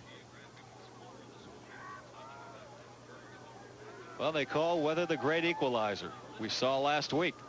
Kansas hung tough against CU. We saw in Boulder 3 weeks ago, Nebraska and CU end in a 19-all tie in temperatures that approach 0 degrees in Boulder. But I tell you, it wasn't this cold. It was a different kind of cold, whether it be humidity here Iowa, or just the wind? The winds are swirling around us in tornado-like fashion, carrying the snow with it. In Arizona, we call this a dust devil. Here, I guess you can call it a snow devil, and it is a devil of a day. Well, the clock is going to run out. We've got 12 seconds on it right now, but that will be essentially the end of the half. And at the end of the half, Iowa State, a surprising leader, 14-10 over the CU Buffaloes.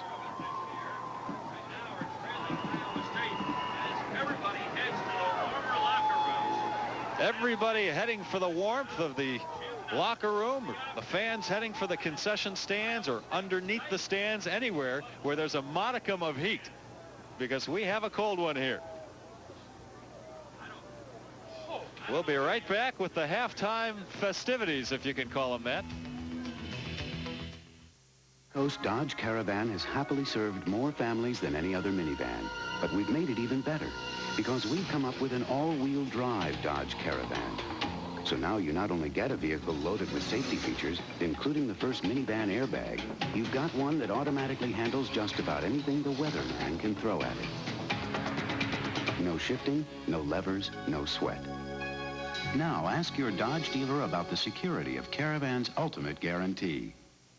I used to buy ski equipment based on what my sister's husband's uncle told me, because he was on the Altuvian ski team. And he said to wear sunglasses and goggles together for best visibility. Then I went to Christie Sports. They have Carrera sunglasses with ultra-sight lenses that polarize to block the rays, and Carrera goggles are great for snowy days. And I tried out these Rossignol DB6S skis. They're quick skis because they have new sidewall construction. Wow, you should see me fly through the bumps. Boy, that's the last time I listened to my sister's husband's uncle. Christie Sports. We're all over Colorado. Fred Schmid challenges Best Buy. Best Buy may brag about their prices, but Fred Schmid's new prices are lower. A GE electric range is $40 less at Schmid. A Whirlpool refrigerator is also $40 less. In fact, on November 14th, an independent survey compared prices at Best Buy and Fred Schmid. The conclusion, Schmid was lower on 95 of 102 items surveyed. Fred Schmid, the best. Did an excellent job playing quarterback. The Cyclones' first score off the option play. The nice pitch, and Jim Knorr gathers it in. Knott crosses the goal line, and Iowa State had a 7-0 lead. Colorado came back after a fumble by Iowa State in a kicking game, and Pat Bluteau nailed one. At that point, it was 7-3 Iowa State. Of course, Colorado did have some flashes offensively, and this is pretty much it. Lamont Warren from 74 yards on the delay runs through a couple of arm tackles, and Warren with 73 yards rushing in the first half, 74 on this play, 5 carries for -1 yards other than the 74-yard touchdown run. Iowa State did come back. Jim Knott with his second touchdown of the first half. This off the fine pitch again by Caldwell, and I don't think there's any other way to put it. Iowa State has clearly outplayed Colorado in the first half, and the Buffs are fortunate to be down only 4 points. They went for it on 4th and 1 inside Cyclone territory, actually inside their own territory, and Iowa State came up with a big defensive play. They could not convert it, however, into points. Go down to the 4th line in this statistic. On this graphic, total yards, you see Iowa State 192 total. I tell you, the first line, Les, is telling as well. 12 first downs for Iowa State, 2 for Colorado. No yards passing for the Buffs. Cyclones had 79, and they have completely dominated this game statistically in the first half. And if Colorado is to win a portion of their 3rd consecutive Big 8 title, they're going to have to come out and be much more effective in the second half. There's a young CU fan trying to spur his team. You might have noticed in one of those highlights, Pat Bluteau, the CU field goal kicker, kicking for the first time this year, the primary person attempting field goals for CU today. Jim Harper is back home in Boulder. But Bluteau normally kicks without a shoe on his right foot, his kicking foot. Today, he is wearing a shoe. And that's because the wind chill is approaching 30 below zero here in Ames. I think important on this particular drive for Colorado to, at the very least, establish field position for themselves. And they're going to be going against that breeze. It's a swirling wind, but going right to left on the TV screen, you're probably going into a wind of about 30 to 40 miles per hour. So you want to make sure you knock out a few first downs to give your punter a chance to kick the ball and put it deep in Iowa State territory again if you don't score. During halftime, the plows were on the field. That's why we are, for the first time today, able to see some of the yard markers. So we'll try and do a better job for you in the second half of telling you exactly where the ball is. We're having problems up here in the booth. The scoreboard operator is going through the same travail as we are. Iowa State kicks the ball off. This is Charles Johnson to start the second half.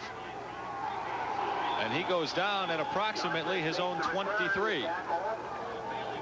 Iowa State tackler Steve Warren, Lance Torres. Iowa State with a 14-10 lead. Darian Hagan talking things over with offensive coordinator Gary Barnett. Keep in mind the Buffs right now pushing into a wind that's hitting about 30 miles an hour. Hagan, the quarterback. Warren and Hill in the backfield. The Buffs on offense at their own 24-yard line. James Hill the carry, might have gotten a couple yards. Of course, Bill McCartney is a man that will admit to you he loves T-shirts. And this, the newest for the Colorado Buffaloes, 4 yards a play for 4 quarters equals 3 Big 8 championships, and those are 3 rings on the outside. Buffs have their work cut out for them, otherwise you can tear up that T-shirt. That looked like the new math. 2nd and 8 for CU. Lamont Warren, a nice cutback, picks up the first down up to about the 38-yard line. Mark DeGrava, the tackle. Boy, nice move by Lamont Warren. This is a counter tray play actually designed to go to the outside. Right guard and right tackle will pull Roger Ivey and Jim Hansen. Warren is supposed to duck up behind him. Instead, sees the soft spot and takes it straight up the field. Lamont Warren, a good straight-ahead runner that time, chose the right hole, and the Buffs pick up their 3rd first down of the game. On the option, Hagan recklessly carrying that ball, fumbles it. And Iowa State recovers it. He was holding that ball out like a loaf of bread in his right hand. I'm not surprised that happened. It's going to be tough to get involved in running the football exclusively against this defense. You can see the penetration and the pursuit. And Hagan has this thing knocked away right before he hits the ground. Dan Milner, the inside linebacker, in pursuit. Hagan actually had it locked away, but the ball clearly came free, and Iowa State with the first big play of the second half. The 4-3 defense, the stunt defense, Iowa State's got 8 men within about 3 yards of the line of scrimmage, and they're forcing CU to pass, something they haven't been able to do so far. This is the 3rd time today CU has given the ball up in its own territory. A mix-up on the exchange there, and Caldwell thrown for a sack by Chad Brown. Caldwell, the ball carrier. I'll tell you what's happening. Caldwell wants that ball back from Sundiata Patterson, and Patterson is clamping over the ball. Caldwell wants to ride the fullback and take the ball back. Patterson said, I'm taking it and I'm keeping it. So by the time Caldwell yanks it out of his arms, Chad Brown has Kevin Caldwell. Fullbacks, you got to put your arms over the ball, but you can't clamp down on the ball. You see TS there. That's for Tom Sutherland, in tribute to the man who was just released after 6 years of captivity. 2nd and 15 for Iowa State. This is not. He gets it inside the 40. Pickup of about 2 yards. Leonard Renfro, the sophomore out of Detroit, brings him down. Unless I really expect the team whose defense plays the best in the second half to win the game. I think the defense that dominates in the second half, and Jim Knott is being helped off the field, but the defense that dominates will win this game, even though Colorado right now down 4 points. What a blow for Iowa State right here. Jim Knott, who had more than 100 yards rushing in the first half, 102 yards to be exact. He looks like he's done for the day, Dave. Well, had over 100 yards, as you mentioned, the first half, and he's the guy, as a freshman, you can see his left foot will get hit from the side when it's planted right there. Knott had his leg in the ground, and Joel Steed rolled into it. That was ugly. On 3rd and 11, Caldwell is brought down once again by Leonard Renfro. Renfro's 2nd sack of the day. So he's got 7 for the year so far. Final regular season game, and boy, the Buffs have quite a defensive line coming back. The only one they lose is Joel Steed. Coming back, the two ends, Marcellus Elder and Leonard Renfro, along with Darius Holland and Brian Dyatt. And the only starter in the secondary they lose is Greg Thomas. So defense is going to be the strength of this team the next couple of years. Iowa State will be punting. That's John Schnorr. Gets it up into that strong wind. Rico Smith is just going to let it bounce. So CU will start with the ball at its own 20-yard line, going against the wind. We've got 12:09 left in the third quarter. Iowa State leads it 14-10.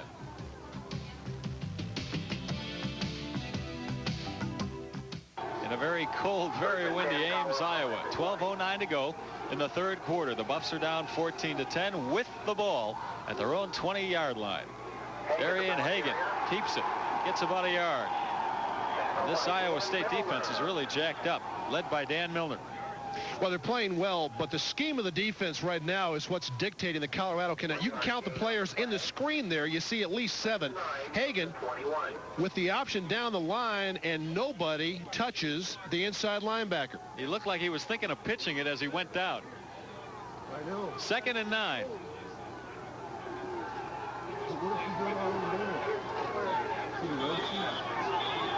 And a whistle on the field. Flags fly. The play is dead.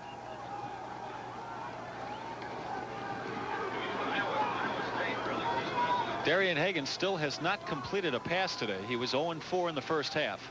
And this is the first time the Buffs are touching the ball in the second half.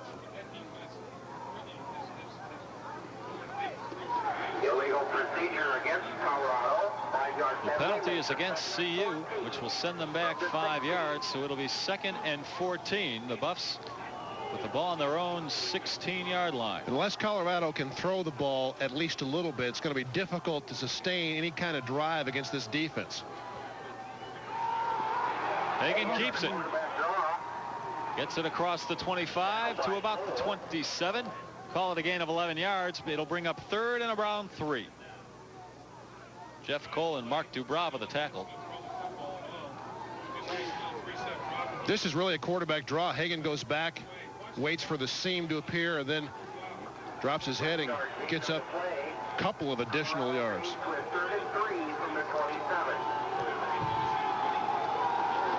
Bill McCartney very, very concerned right now. The Big 8 co-championship at stake.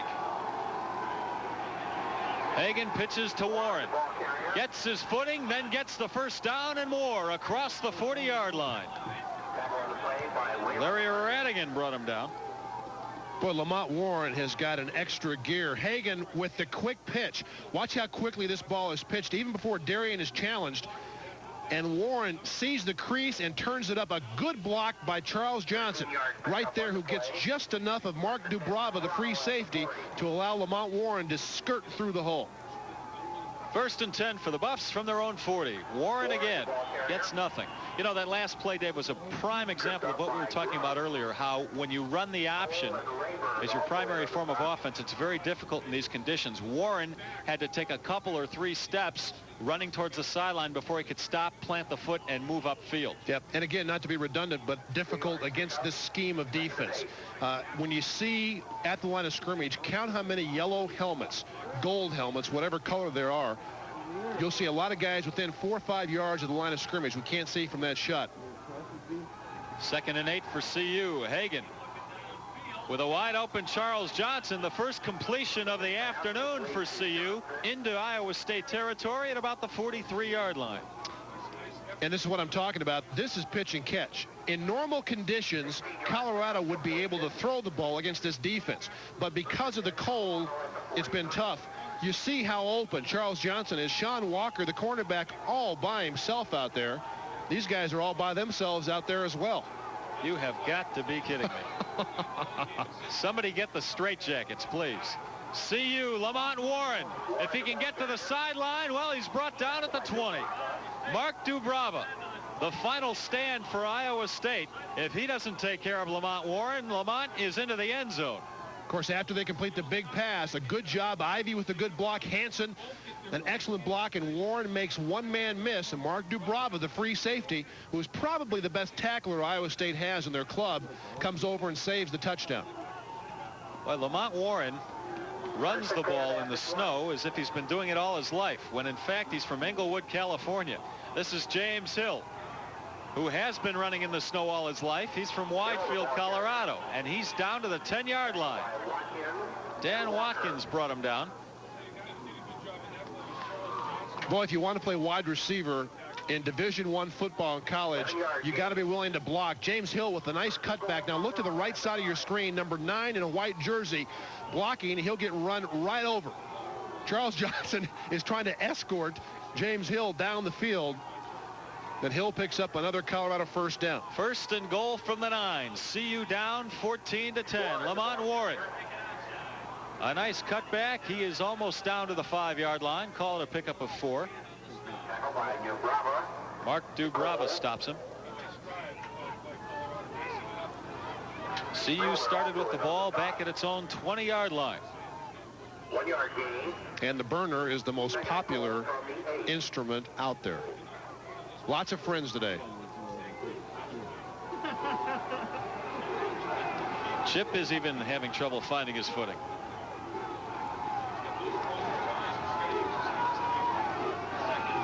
Second and goal from the 7. Warren this time thrown for a loss. It was Troy Peterson penetrating that line. Well, freshman meets freshman, and Troy Peterson came through so quickly, he was untouched. Watch number 70 come from the left side of the screen. There's a blown assignment there as Peterson's in the backfield and corrals Lamont Warren. This is Peterson's first start of the year. He earned it after a fine game against Nebraska last week, in which he had 8 tackles. By the way, Iowa State lost that game to Nebraska 38-13. So it's third and goal from the 8 for CU. Hagan looking into the end zone. Complete for a touchdown. It's the tight end, Sean Brown. Well, it's a great throw by Darian Hagan. After the play action fake, he had nobody open up. Hagan will fake to Warren. Watch the head go back. He watches Lamont go into the line, and then he's looking, and you can see there is nobody open. Jumps back inside and buys himself some time, and that was kind of a slice to the right and a good catch by Brown. Into the wind for the extra point.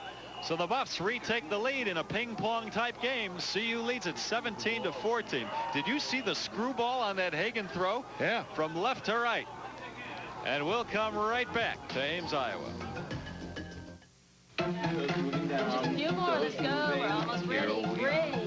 Phil, how's sales doing with their presentation? We're ready. When your department has to deliver, call Kinko's, the copy center. We take care of the copies so you can take care of business. Now you can get the highest quality copies in town delivered right to your door. Just call Kinko's, the copy center. We pick up your originals and deliver clear quality copies directly to you. No more traffic, no more lines. Depend on Kinko's. We pick up and deliver. For 1992, there's a snowmobile that has a powerful 190 horsepower engine. Jeep Cherokee Laredo, the snowmobile with 4 doors, shift on the fly 4-wheel drive, and available ABS brakes. And right now, save up to $26.25 with package discounts and cash back on one of America's most popular snowmobiles. See your local Jeep Eagle dealer. Once again, it's Hyde Park for the holidays. Hyde Park for Cartier. Watches that tell time and a great deal more. The Santos, the world's first wristwatch. The Tank Watch, a tribute to heroes, now your tribute to him. And Cartier's 21 watch, a bold look ahead to the 21st century. Cartier, in Denver exclusively at Hyde Park. This season for her, for him, for you. Hyde Park for the holidays. We're back in Ames. CU has just retaken the lead 17-14 over Iowa State with 7:41 to go in the third quarter. Mitch Berger will be kicking off. And back to receive that kickoff will be Sherman Williams for Iowa State, along with James McMillian. This is McMillian at his own 23. And he is hit hard by one Buff, sent the other way, and finally brought down by Greg Thomas. McMillian brought down across the 20. I think that's the first kick or punt that we've had returned all day. Because of that swirling wind, none of the receivers want to gather one in, or at least attempt to gather one in. Look at this. These folks haven't gotten enough of it coming to the stadium. They paint themselves in snow. They ski in Ames. Well, I guess if you're dressed warmly enough. 1st and 10 for Iowa State at its own 20-yard line. Kevin Caldwell, the freshman, is a quarterback. He's keeping it. And Greg Biekert brings him down. I guess you can give Biekert credit for a sack. I believe it was behind the line of scrimmage. Tell you what we're seeing, Les, the last series and the first play here, we've seen the Colorado defense start to show signs of dominating the game. And you win games most times, and especially when you're on the road, with good, solid defense, something that we didn't see from Colorado in the first half. Well, one thing the Buffs don't have to worry about today is taking the crowd out of the game, because there isn't much of a crowd. A couple hundred, I'd say, and that may be a pine high. A loss of 1 on that last play. 2nd and 11. Caldwell this time sacked by Leonard Renfro, and I believe that's Renfro's 3rd sack of the afternoon. Well, Renfro gets credit for the sack, but I can tell you great coverage on the outside by Chris Hudson, who took the initial receiver away. Caldwell quickly wants the slant pattern to his left right there, and Hudson is all over Chris Spencer.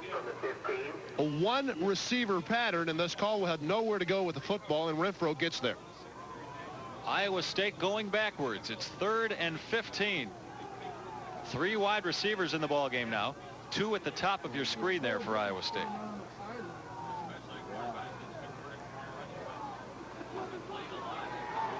Caldwell tucks the ball in, and he's hit by Biekert, well short of the first down.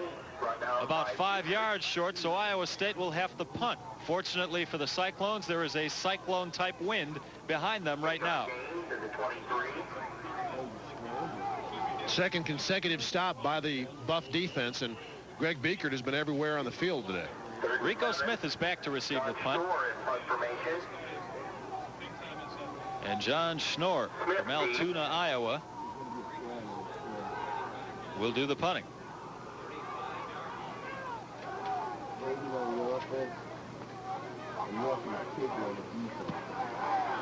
Schnorr with a bit of a line drive. Rico Smith will have a chance to return it. Has room up the middle. And is finally dragged down at his own 42-yard line. If they give him forward momentum, that ball will be placed at about the 48. Excuse me, the 45. We're going to take a break in Ames with 5:10 to go in the 3rd quarter. CU leads it by 3.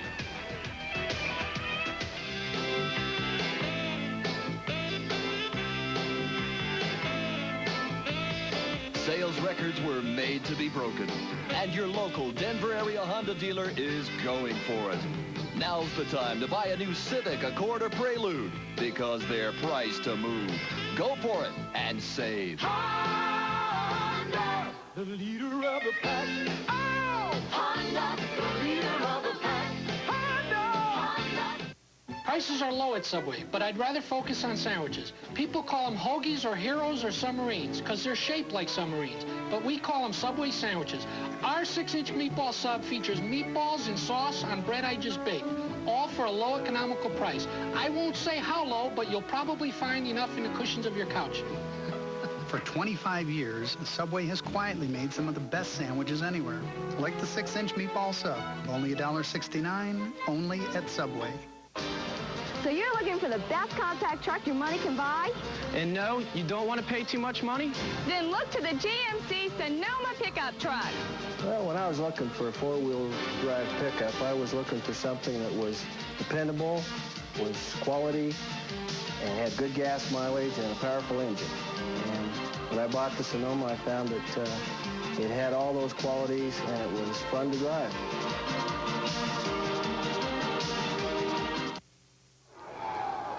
Well, here's a new concept. 4 men in the booth. Pass the hot chocolate, fellas. Thank you very Here's much. Dave, and to our right, Dave Armstrong and Dave Lappin from Prime Sports Network. Boy. We had one enclosed booth up here. We all chose to share it. Flag on the play. Flags on the field. CU has the ball at its own 45 with a 1st and 10, but a penalty. First time in my career I've ever felt like I was working with 2 play-by-play guys at the same time. Well, just make sure when he talks you don't answer him. I've almost done that a couple of times in the telecast. They're going to wave off the flag, and I presume that Colorado will have a 1st and 10 once again. Take a look at that snow behind the Iowa State defense, how it's swirling on the field. You might have a better idea of just how cold it is down there. That field is frozen solid, a wind chill factor of better than 20 below. Warren, the ball carrier. This is Lamont Warren, and he is thrown for about a 2-yard loss. Larry Radigan, the tackle.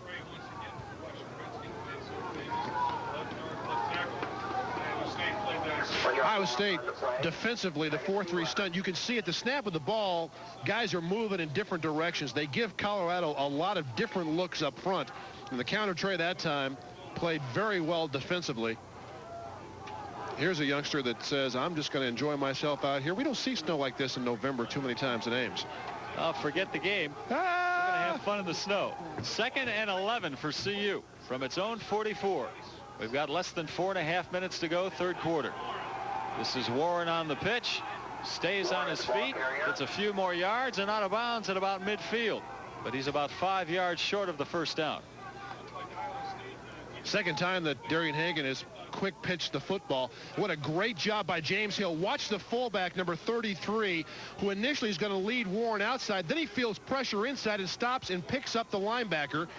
Warren ducks around the block of Michael Westbrook and picks up about 6 yards on a play that looked like it might go for 1 or 2. It's 3rd and 4 for the Buffs. They're at the Iowa State 49. Hagan incomplete. The intended receiver, Sean Brown, who was wide open. So the Buffs bring on the punting unit. Lamont Warren limping off the field. I wonder if he's hurt badly. Well, he is one tough football player. Played the last couple of weeks with a dislocated shoulder and just would not come out of the lineup. Today he has surpassed the previous freshman record for rushing in a season for a CU Buffalo, passing O.C. Oliver. Mitch Berger in the meantime, a low punt into the wind, a pretty good punt considering the conditions, and that ball is downed at about the 15-yard line. 14-yard line, 1st and 10, Iowa State. Well, Mitch Berger from Canada, he's probably experienced days like this before. Not many having to kick the football, though. You know, Mama didn't say there'd be days like this. She said expect some snow and a little wind, but not like this. Ames, Iowa. We are in the middle of the state, and we are in the middle of quite a winter snowstorm. 4:04 to go, 3rd quarter. CU just trying to hang on. 17-14 against Iowa State. And the Cyclones with the ball at their own 14. Caldwell with the wind at his back. Has an open receiver. It's complete to Chris Spencer across the 25-yard line to about the 27. Caldwell again wants to go to the left side. Spencer on just a delay undercut from the right side is all by himself. And had Caldwell put this thing where Spencer could have kept his feet, he might have gained an additional 10 to 12 yards. Spencer comes from a very athletic family. His sister is a starter on the basketball team at Creighton University, located in Omaha. First down for the Cyclones at their own 27. Caldwell showing a lot of poise for a freshman, finally run out of bounds by Ted Johnson, another freshman. Caldwell with a couple of yards on that play.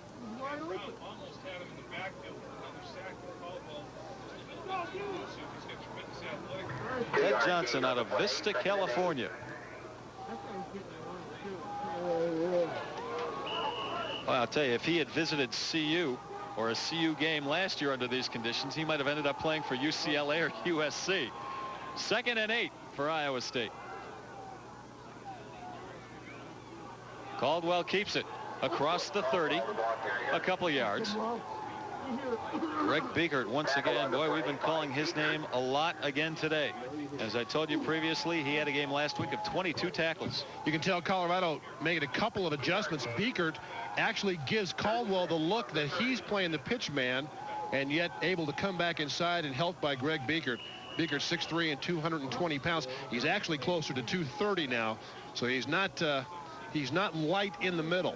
Greg Biekert able to take on bigger and stronger offensive guards and continue to make plays. Next year, you're sure to see his name on the list of Butkus Award nominees. Best linebacker of the nation. Ronnie Woolfolk with his 2nd sack of the afternoon. Back at the 20-yard line. Call it a 10-yard loss. Same play that Woolfolk got his previous sack on. Colorado has turned the outside linebacker loose, so the play action fake. Normally Woolfolk would be chucking the tight end and then releasing. Now the second half he has been on the go from the snap, and Caldwell never had a chance. Woolfolk recruited out of Detroit as a quarterback, then he moved to linebacker. Then back this spring, he was put at the quarterback position again because CU had a shortage because of injuries, and now he's back at what looks like his natural position, linebacker. Iowa State will have to punt the ball. Rico Smith back to receive it at about his own 30. And he will have a chance to run this back, but he lets the ball drop. Smith playing it conservatively, and the ball is down at approximately the CU 33. We've got 2:01 to go in the 3rd quarter. CU leads it 17-14. This telecast is a copyrighted presentation of KCNC and the National Broadcasting Company. It's intended solely for the private use of our audience. Any rebroadcast or retransmission of this telecast without the express written consent of KCNC is prohibited. You know, we normally read that a lot earlier in the telecast. I think our director's lips were frozen, however. Forgot to tell me to do that. Lamont Warren up the middle, a lot of room, and across the 45-yard line. Mark Dubrava finally the tackle. Good job by the Colorado offensive line that time, just getting a nice push up front. Before today's game, the longest run from scrimmage by Colorado this year was James Hill going for 37 yards. Warren has already gone for 74 and a touchdown in the first half. And you're going to see him get better and better in the next 3 years. He gives them explosive ability in the backfield, and he's only a freshman. A pickup of 13. It's 1st and 10 from the Buffs' 46. James Hill hit early and then hit often. The first man with his arms wrapped around him is Mark Dunn.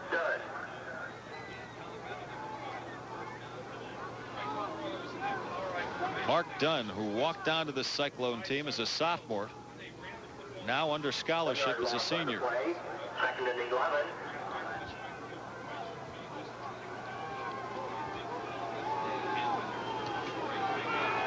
A loss of 1 yard on that play. It's 2nd and 11. We've got 1:05 to go in the 3rd quarter.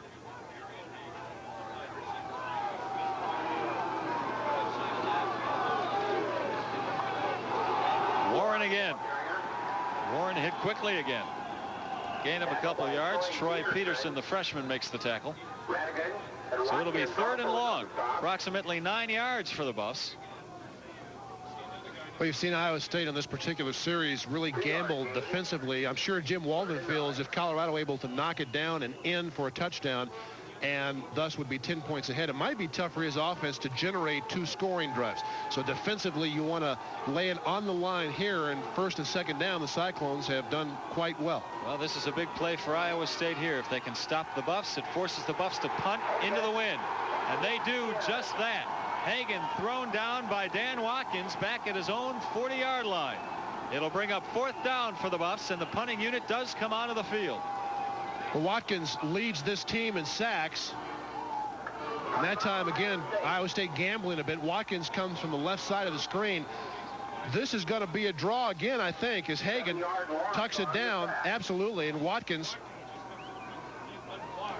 left side of the formation, almost gets Darian Hagan away from that football. And Iowa State has called timeout, forcing Colorado to punt into the wind with 13 seconds left here in the 3rd quarter. Iowa 3, Minnesota 0. Smart call by Iowa State coach Jim Walden, forcing CU to kick that ball into the wind. CU leads it 17-14. Jack Trice Field at Cyclone Stadium. A day not fit for dogs, but this one is out. The fourth quarter, Tennessee 16, Kentucky 7. Tell you what, I bet he'd rather be inside, and the guy on the other end of the leash can go outside, huh? Boxers, no long hair there. Mitch Berger will be punting to James McMillian. It's a fake. No, Berger decides to punt it. A little running start, and it was a very prudent move because that punt will rest down at the Iowa State 5-yard line. Took me a second to figure out exactly where it was. We're going to take a break and reassess at the end of the third quarter. CU leads it by 3. From coast to coast, Dodge Caravan has happily served more families than any other minivan. But we've made it even better because we've come up with an all-wheel drive Dodge Caravan. So now you not only get a vehicle loaded with safety features, including the first minivan airbag, you've got one that automatically handles just about anything the weatherman can throw at it. No shifting, no levers, no sweat. Now ask your Dodge dealer about the security of Caravan's ultimate guarantee. It's the great gift sale at Guard Brothers. Gotta get the guards. Gotta pick a present? The Marcy Apex combines all the stations of a health club in one machine. Only $699.99. Give official heavyweight free sweats from their favorite NFL, NBA, professional baseball, or college team. Only $44.99. It's the great gift sale at Guard Brothers. Gotta get the guards. It's one of the world's largest construction projects, and it's right in our own backyard. Within the next year, it will employ 7,500 people. It's Denver International Airport. Join Luann Aiken each Wednesday at 5 for Airport Watch, only on News 4. Today's game is brought to you in part by Grease Monkey, a proud company for Colorado, and also by Subway Sandwiches and Salads, and by your Denver area Honda dealers.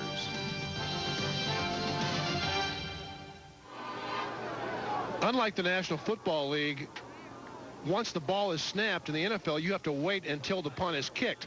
But in college football, you can take off immediately. So with Berger feeling the bad snap and they're thinking, hey, I might run this, then makes a good decision, realizing he can't pick up over 10 yards, punts it, and everybody in a white shirt is well downfield and thus able to cover the football. Got a nice kick there. In the NFL, right? No, in the NFL, you've got to wait, as I said, until the ball is kicked before you leave the line of scrimmage. Iowa State has 97 yards to go. They're starting with it at their own 3. Flags on the field. Flag on the play. And tempers flaring a bit also. If I didn't know better, I'd swear it was starting to clear here in Ames. Do you get that impression, or is it maybe I'm starting to become less than lucid? It might be easier to see, but it's not any easier to stay warm. It might be clearing, but it's not getting warmer. All right, I'll give you that. Now, you're right. The wind isn't swirling as it has been in the past. It's brighter, almost. Colorado nailed for an offsides. First and 5, Iowa State from the 8.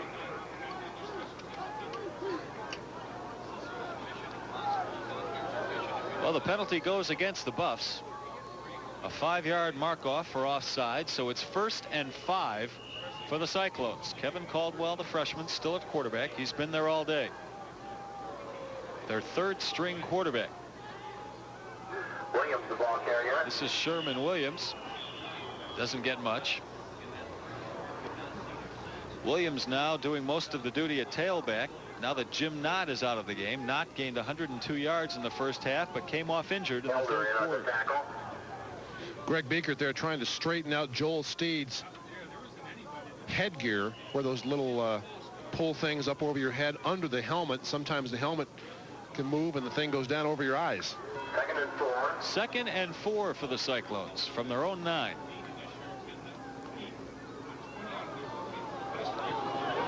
No running back behind Caldwell now. He does it himself. And a nice tackle from behind. Caldwell running. I believe it's Leonard Renfro who did it. Boy, Renfro having quite the game this afternoon. Timeout for a measurement. Very close to the first down, and they are going to bring out the sticks.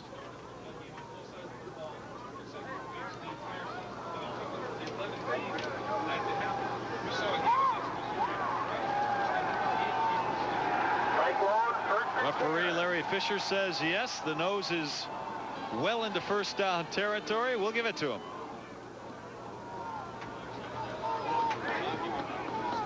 Judging from how long it took to call that play, the offensive coordinator for the Cyclones, I would think this is probably going to be a pass.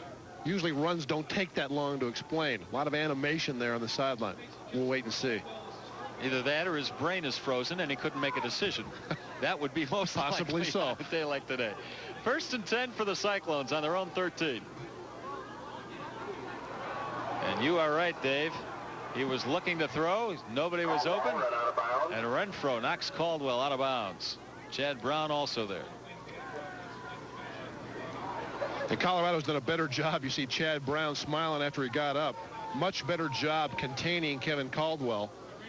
In college football, when you're sacked, the total comes off your rushing total. So Kevin Caldwell has negative yardage here running the football. Unlike in the NFL, when you're sacked, it comes off your passing yardage. 2nd and 8.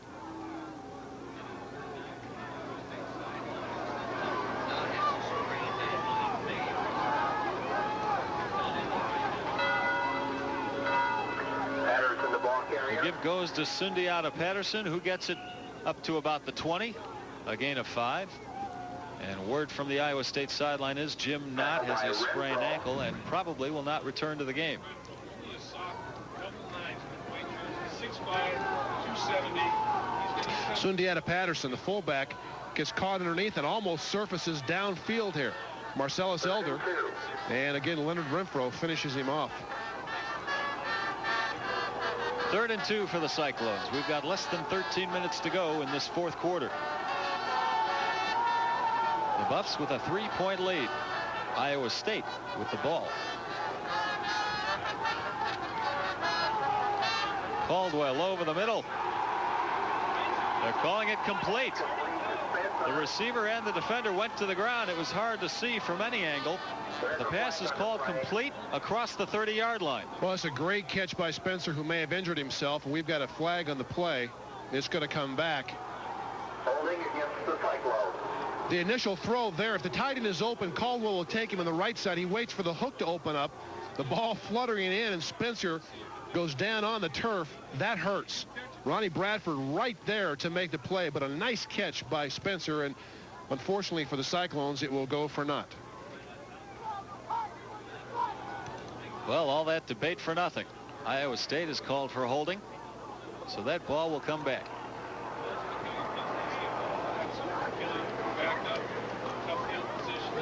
Throwing against the wind. That's why that ball was fluttering. Oh, there's a smart gentleman. Brought the parka to the game. Forget those team issues. I'm bringing my own heavy coat. 3rd and 13 for Iowa State.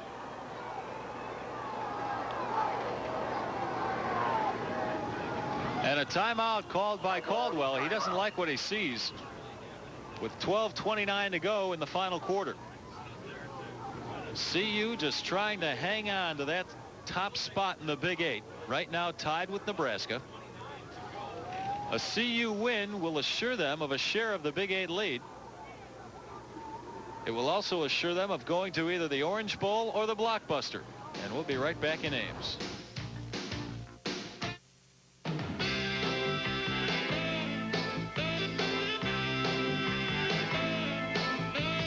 Sales records were made to be broken, and your local Denver area Honda dealer is going for it. Now's the time to buy a new Civic, Accord, or Prelude, because they're priced to move. Go for it and save. Honda, the leader of the pack. Oh, Honda, the leader of the pack. Honda. Prices Prices are low at Subway, but I'd rather focus on sandwiches. People call them hoagies or heroes or submarines because they're shaped like submarines, but we call them Subway sandwiches. Our 6-inch meatball sub features meatballs and sauce on bread I just baked, all for a low economical price. I won't say how low, but you'll probably find enough in the cushions of your couch.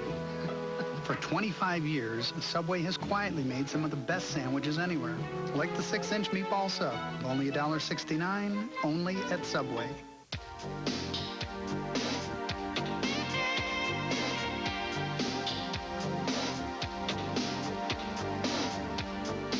It has a breathtaking shape. It has new overhead cam power and standard anti-lock brakes. Introducing the all-new Pontiac Grand Am. See your neighborhood Colorado Pontiac dealer.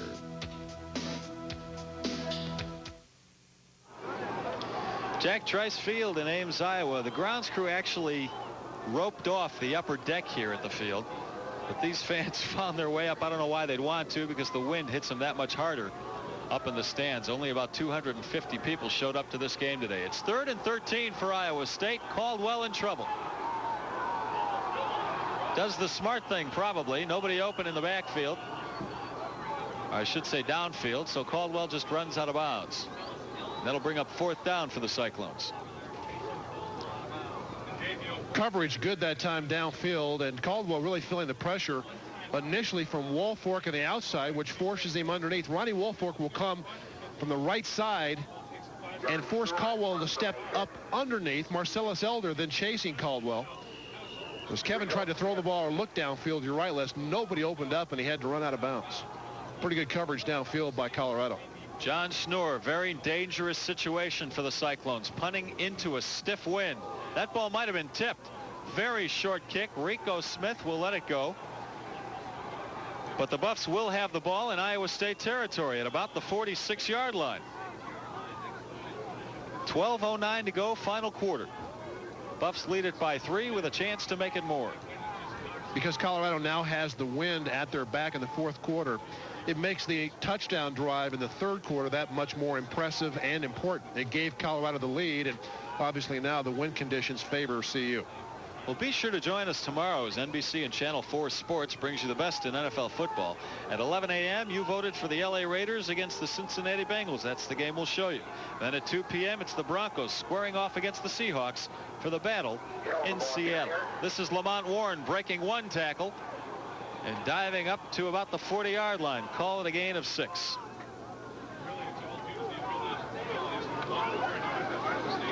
Yeah, that Bronco game starts at 2 o'clock against Seattle tomorrow.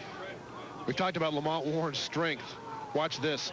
Breaks a tackle there, keeps his feet moving, breaks a tackle there into the secondary, and he's only going to get stronger as he matures. I did want to mention that coverage tomorrow starts at 10 a.m. with Broncos Beat, followed by the NFL Live at 10:30. This is Warren again. He gets about another 8 yards. And the first down for CU. Why, Dave, you can feel the momentum swing CU's way. Doesn't look like anything is going to stop them right now. Well, Warren is a glider, and it's tough to glide in these conditions, and yet watch him. Kind of leans to the outside, picks the legs up. Lamont Warren is going to be a terrific player. The footing actually is a little better now because the wind has blown most of the snow off the field. That time the Buffs go up the middle on first down. James Hill gets a couple. The bad news is they've got to ride those things home. Well, if they got the wind, you don't even have to pedal. Need some studs in the back of those tires. People do crazy things when the weather gets cold. You know that? I mean, you know, if it's 90 degrees, you don't see them doing that. But here, 30 below 0, they've got their bikes. And the craziest thing today is going outside in this stuff. Lamont Warren down to the 26. Call it a gain of about 3, so that should bring up 3rd and 5. Dan Milner and Larry Radigan the tackle. Unofficially now, Warren 19 carries for 163 yards. And 75 of those yards came on a touchdown run in the 2nd quarter. 3rd and 4. The clock ticking. 10:15 to go in the final quarter.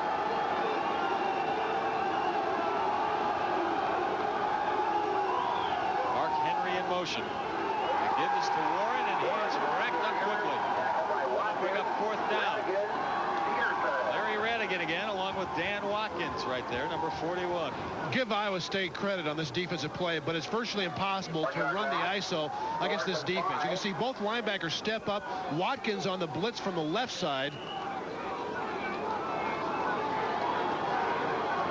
And doing a good job with the line of scrimmage. Pat Bluteau in for the field goal attempt. This will be a 44-yard attempt.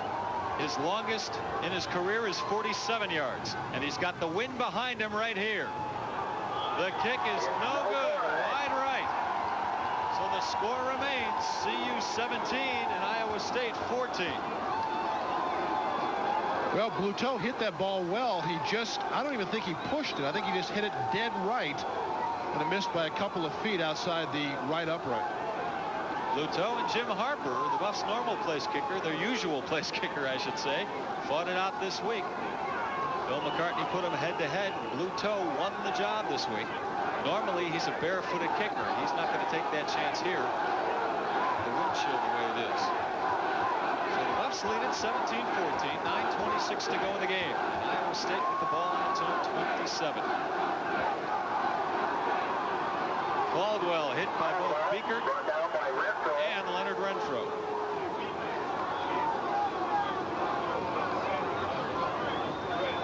And the defense, once again, we've talked about him in the second half, but it has been a totally different Colorado defense after intermission. Iowa State has not scored, and they really haven't threatened. There's been only one score this second half, and it was put in by the Buffs. Darian Hagan to Sean Embry touchdown pass. And Hagan, with that pass, tied the CU record, all-time record for touchdown passes thrown in a career. He's tied with Steve Vogel. 2nd and 9 for Iowa State. Caldwell with 2 fakes. That ball is incomplete. Knocked away by Greg Biekert, the linebacker. The reason you're seeing Kevin Caldwell fake at the line of scrimmage, if the initial receiver is open, he gets the football. He fakes to the right side, then he backs up and lets the play develop. This is a tight fit. Biekert, coming from left to right, almost gets there and knocks the ball away from McMillan. That throw had to be perfect. It was just a little bit off. Well, you got a good look at that Iowa State offensive line coming to the line of scrimmage. They averaged 302 pounds across. 3rd and 9. Iowa State with the ball on its own 26. Caldwell escapes one tackle, and then it gets sandwiched by Joel Steed. Brought down by Steed and Renfro. And Leonard Renfro. Iowa State in a punting situation now. Take a look at Leonard Renfro. He has been active here this afternoon. Moves down on the stunt, keeps his feet, comes directly down the line of scrimmage, and gets to Caldwell just as the young quarterback tries to turn it up. Leonard Renfro has not been blocked much this afternoon. John Schnorr to punt. Rico Smith to receive. We're under the 8-minute mark in the final quarter. Buffs lead at 17-14. Iowa State fakes the punt, but well short of the first down, so CU in very good shape right here will have the ball at approximately the Iowa State 33-yard line, starting fresh.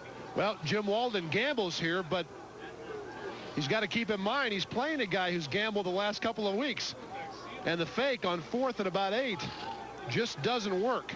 The snap went to the backup quarterback, Marv Seeler, but it didn't work. Sales, 1st and 10, Colorado at the 32. Buffs with the ball, 1st and 10 from the Iowa State 32. Hagan with the win, and with an Iowa State player pressuring him, intercepted. Lester Ridley intercepted the Darian Hagan pass. And there was just nowhere to throw this football. Hagan shirks off the attempted tackle by Malcolm Goodwin and then just puts it up for grabs. And although Mark Henry was a step behind, going to be a tough throw in these conditions, even with the wind.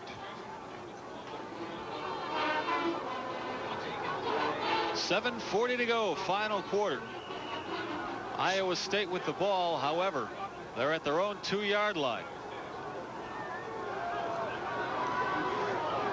Darian Hagan has completed 3 passes on the day, 2 of them to his own teammates and 1 to Iowa State.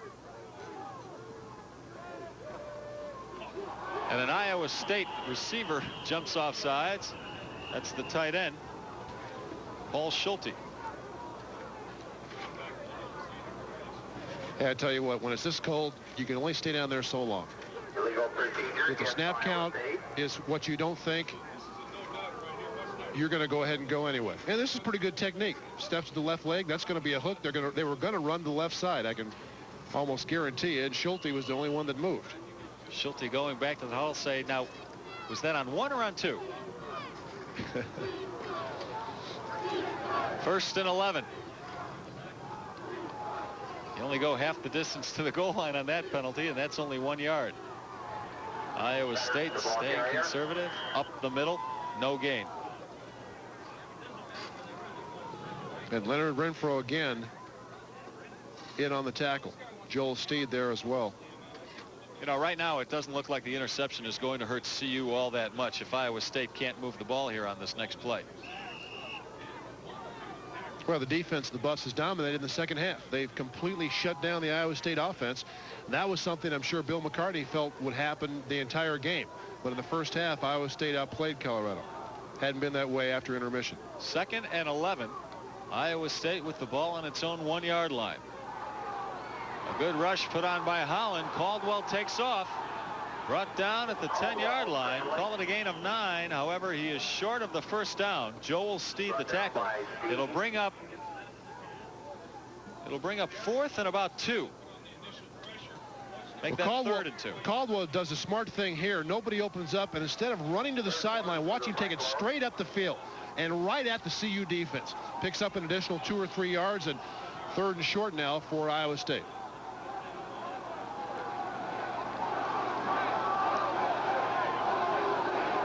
Iowa State needs 1 yard, yet they line up 3 receivers to the right of the quarterback, Caldwell. No running back behind Caldwell right now. He is able to pick up the first down. Maybe a half a yard short there. Now he's going to be short. What a great play by Chad Brown. Caldwell, again, a running back converted to quarterback, so you know his instincts are to pull it down and run with the ball. Nobody behind him. He looks to the tight end. First, he's covered by Beaker. Comes back right side, the strength of the formation. Now feels pressure. He's going to run for it. Watch how quickly Chad Brown closes on Kevin Caldwell and gets him just short of the first down. They're going to measure it.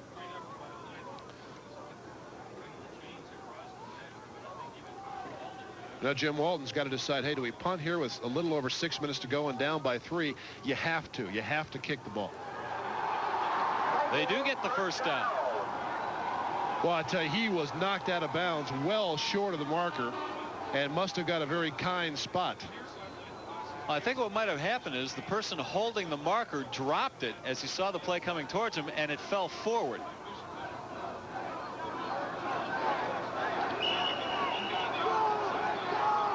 So Iowa State picks up a big first down. We've got 6:05 to go in the game. CU with a 3-point lead.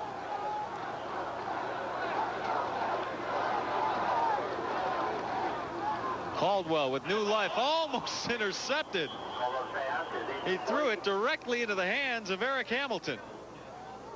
But Hamilton couldn't hang on. Boy, if he did, he had just 11 yards in front of him for the score. Well, Hamilton, the strong safety, you'll see him on the left side of the screen. He's jumping up trying to bat the ball down and has it hit him right under the chin strap. And Eric just couldn't quite hang on. I think that ball surprised him how low it was thrown. Caldwell tries to look at it, hits him right in the shoulder pads. He tried to get the ball outside to Lamont Hill, the wide receiver. Hamilton just couldn't quite hang on. 2nd and 10.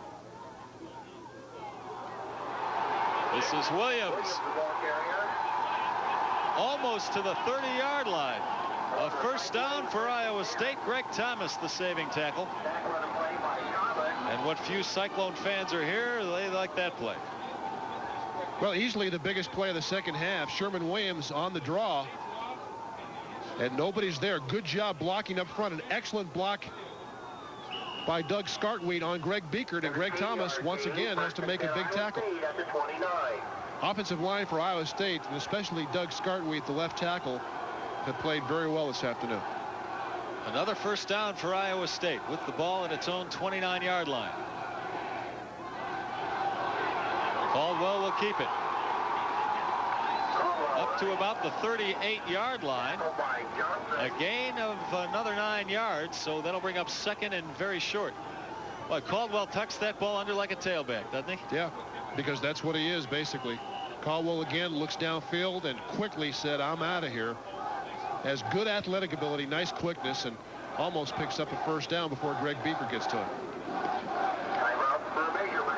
And again, they're going to bring out the chains to measure. This time, however, Iowa State about a yard short of the first down. You can take a look at the Big 8 standings. Colorado and Nebraska both with 5-0-1 marks. Iowa State at 1-4-1. If Colorado is tied here, it pretty much knocks them out of that conference title hope. And Iowa State is down 17-14 with under 5.5 to go. I think Jim Walden, if given the opportunity, would probably go for the tie. I don't think he would force a fourth down and long trying to get the touchdown. Second down and 1 for Iowa State at its own 38. This is Williams again. And he gets the first down and a little more, up to about the 44. Boy, he has some speed. He runs a 4.29 40-yard dash, or at least he did in high school.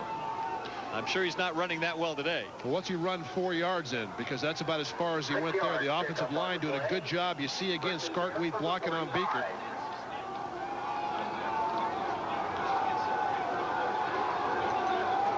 Another first down for Iowa State. Less than 5 minutes to go. CU holding on to that 17-14 lead. The Big 8 title at stake. Caldwell. That was a dying duck. Marcellus Elder put the pressure on. And he put Kevin Caldwell on the ground, and you see Kevin's a little bit slow getting up. Marcellus Elder, again working inside, throws off the offensive lineman, Lance Keller, and gets to Caldwell just as the ball is delivered. That wind seems to be picking up now, Dave. Blowing into Iowa State's face. Second and 10 for the Cyclones.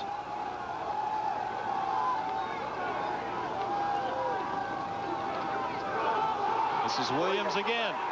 Into CU territory. Down to about the 41-yard line. Well, this has been the best running play for Iowa State all afternoon. The draw, and Sherman Williams again with this kind of speed, he doesn't need much. The offensive line sets. It's actually a trap draw as Joel Steed gets trapped by the right guard, and Kevin Williams skirts through the hole. Good block. Another that first, excuse me. I was just going to say, good block that time by the right guard of the Cyclones, Tony Booth. Another first down for Iowa State. This time Caldwell hit by Chad Brown. Renfro grabbed his ankles, and Brown hit him up top. Well, it's a great play by Leonard Renfro. This was going to be an option, not a pass. Renfro breaks through, takes the fullback and Caldwell, stands him up.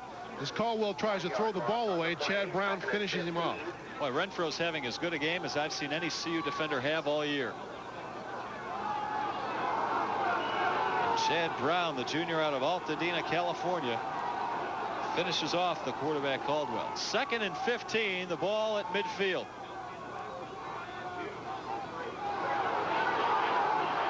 Caldwell throws a duck again. His receivers, James McMillian, was wide open, but the ball overthrown.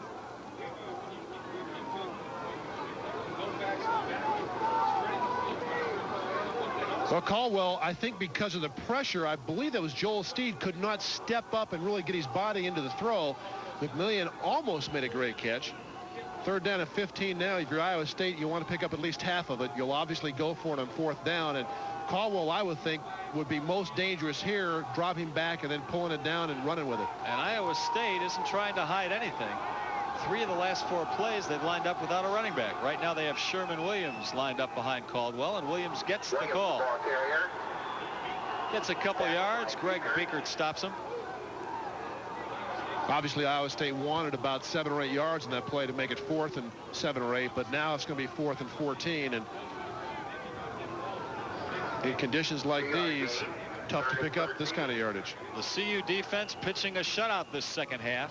Cyclones led it 14-10 at the half. The only score coming this half by CU, and the Buffs now with a 17-14 lead. We've got 3:05 left and counting. I wouldn't be surprised here to see Colorado bring somebody else and try to generate more of a pass rush than just 3 guys. Official timeout on the field. Iowa State called it, which means the Cyclones have no timeouts left, while the Buffs are still sitting with all 3 of theirs.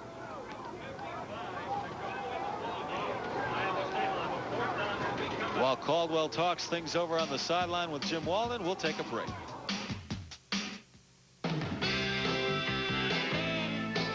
From Denver, very happy about the impending outcome to this game. 1:20 to go. The Buffs with the ball and a 17-14 lead. It's 3rd and 2 right now. James Hill. Hill, the ball carrier. If he has the first down, you can pretty much put this game on the board. Dan Milner stood him up quickly. Well, Dave, let's talk bowl scenarios here. The Buffs will do no worse than the Orange Bowl on New Year's Day or the Blockbuster Bowl on December 28th in Miami. That's right. And everything boils down to what Nebraska and Oklahoma do next Friday, a week from yesterday. That game in Lincoln, if Nebraska should win, of course, they go to the Orange Bowl and Colorado goes to the Blockbuster Bowl. If Oklahoma should win or tie, Colorado would go to the Orange Bowl, and Oklahoma would then go to the Blockbuster Bowl. Nebraska would wind up in the Gator Bowl. Colorado is the only Big 8 team that does not figure in the Gator Bowl. And with a win here, Colorado sews up its 3rd straight Big 8 championship. The Buffs might end up sharing it with Nebraska if Nebraska wins on Friday. But that's the goal every year for Bill McCartney and his staff and his kids, the Big 8 championship. And they've accomplished that for the 3rd year in a row. By the way, if the Buffs do end up in the Orange Bowl, they'll play against #1 ranked Miami. If they end up going to the Blockbuster Bowl, they'll play against 7th ranked Alabama. 55 seconds to go. The Buffs with 4th and 1. They will go for it. Smart of Hagan to let that clock run down. 9 seconds, 8 seconds, 7. Use all the clock you can before you snap the ball, if you do. They probably will take the penalty here. That's exactly what they do. And they take a timeout. Want to kick it here. You don't want to give Iowa State any chance of field position and maybe a chance at a long field goal. I would think you want to punt the ball, although snapping the ball in weather like this can be tough too. Buffs have the wind behind them, so they ought to get a little oomph into that kick, hoping to pin Iowa State back near its own goal line. Once again, the Cyclones with 39 seconds left and no timeouts. Orange Bowl, 5th down. What does that mean? 5th down or bust? Must be a Missouri fan. I don't think so, Les. I think those are Colorado fans. If there's a Missouri fan here in this weather at Ames, bless him. Off the wrong ramp. Yeah. Looks like Colorado is not going to punt the ball.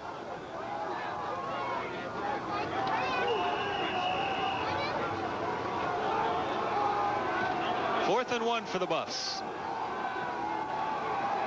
Hagan keeps it. Dives over the pile. Looks like he has the first down. And if he does, this game is over. You see Darian Hagan. This is going to do it for a marvelous talent, at least in regular season play. Hagan is 27-4-2 starting as the quarterback. Colorado 27-4-2 and Darian Hagan has started. And today it'll be his 28th win. What a great career he's had at CU. Well, I guarantee you. He will go down as the best quarterback in Buffalo's history.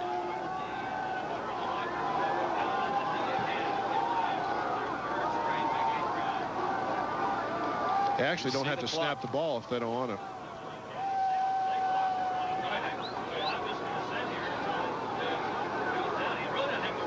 The play clock is not running. Hagen goes down, and that should do it. Both teams headed for midfield. CU locks up a third straight Big 8 championship and a win against Iowa State, 17-14. So make those reservations for Miami. The Buffs are going to either the Orange Bowl or the Blockbuster Bowl. And we'll take a break. We'll be right back to wrap things up in Ames, Iowa.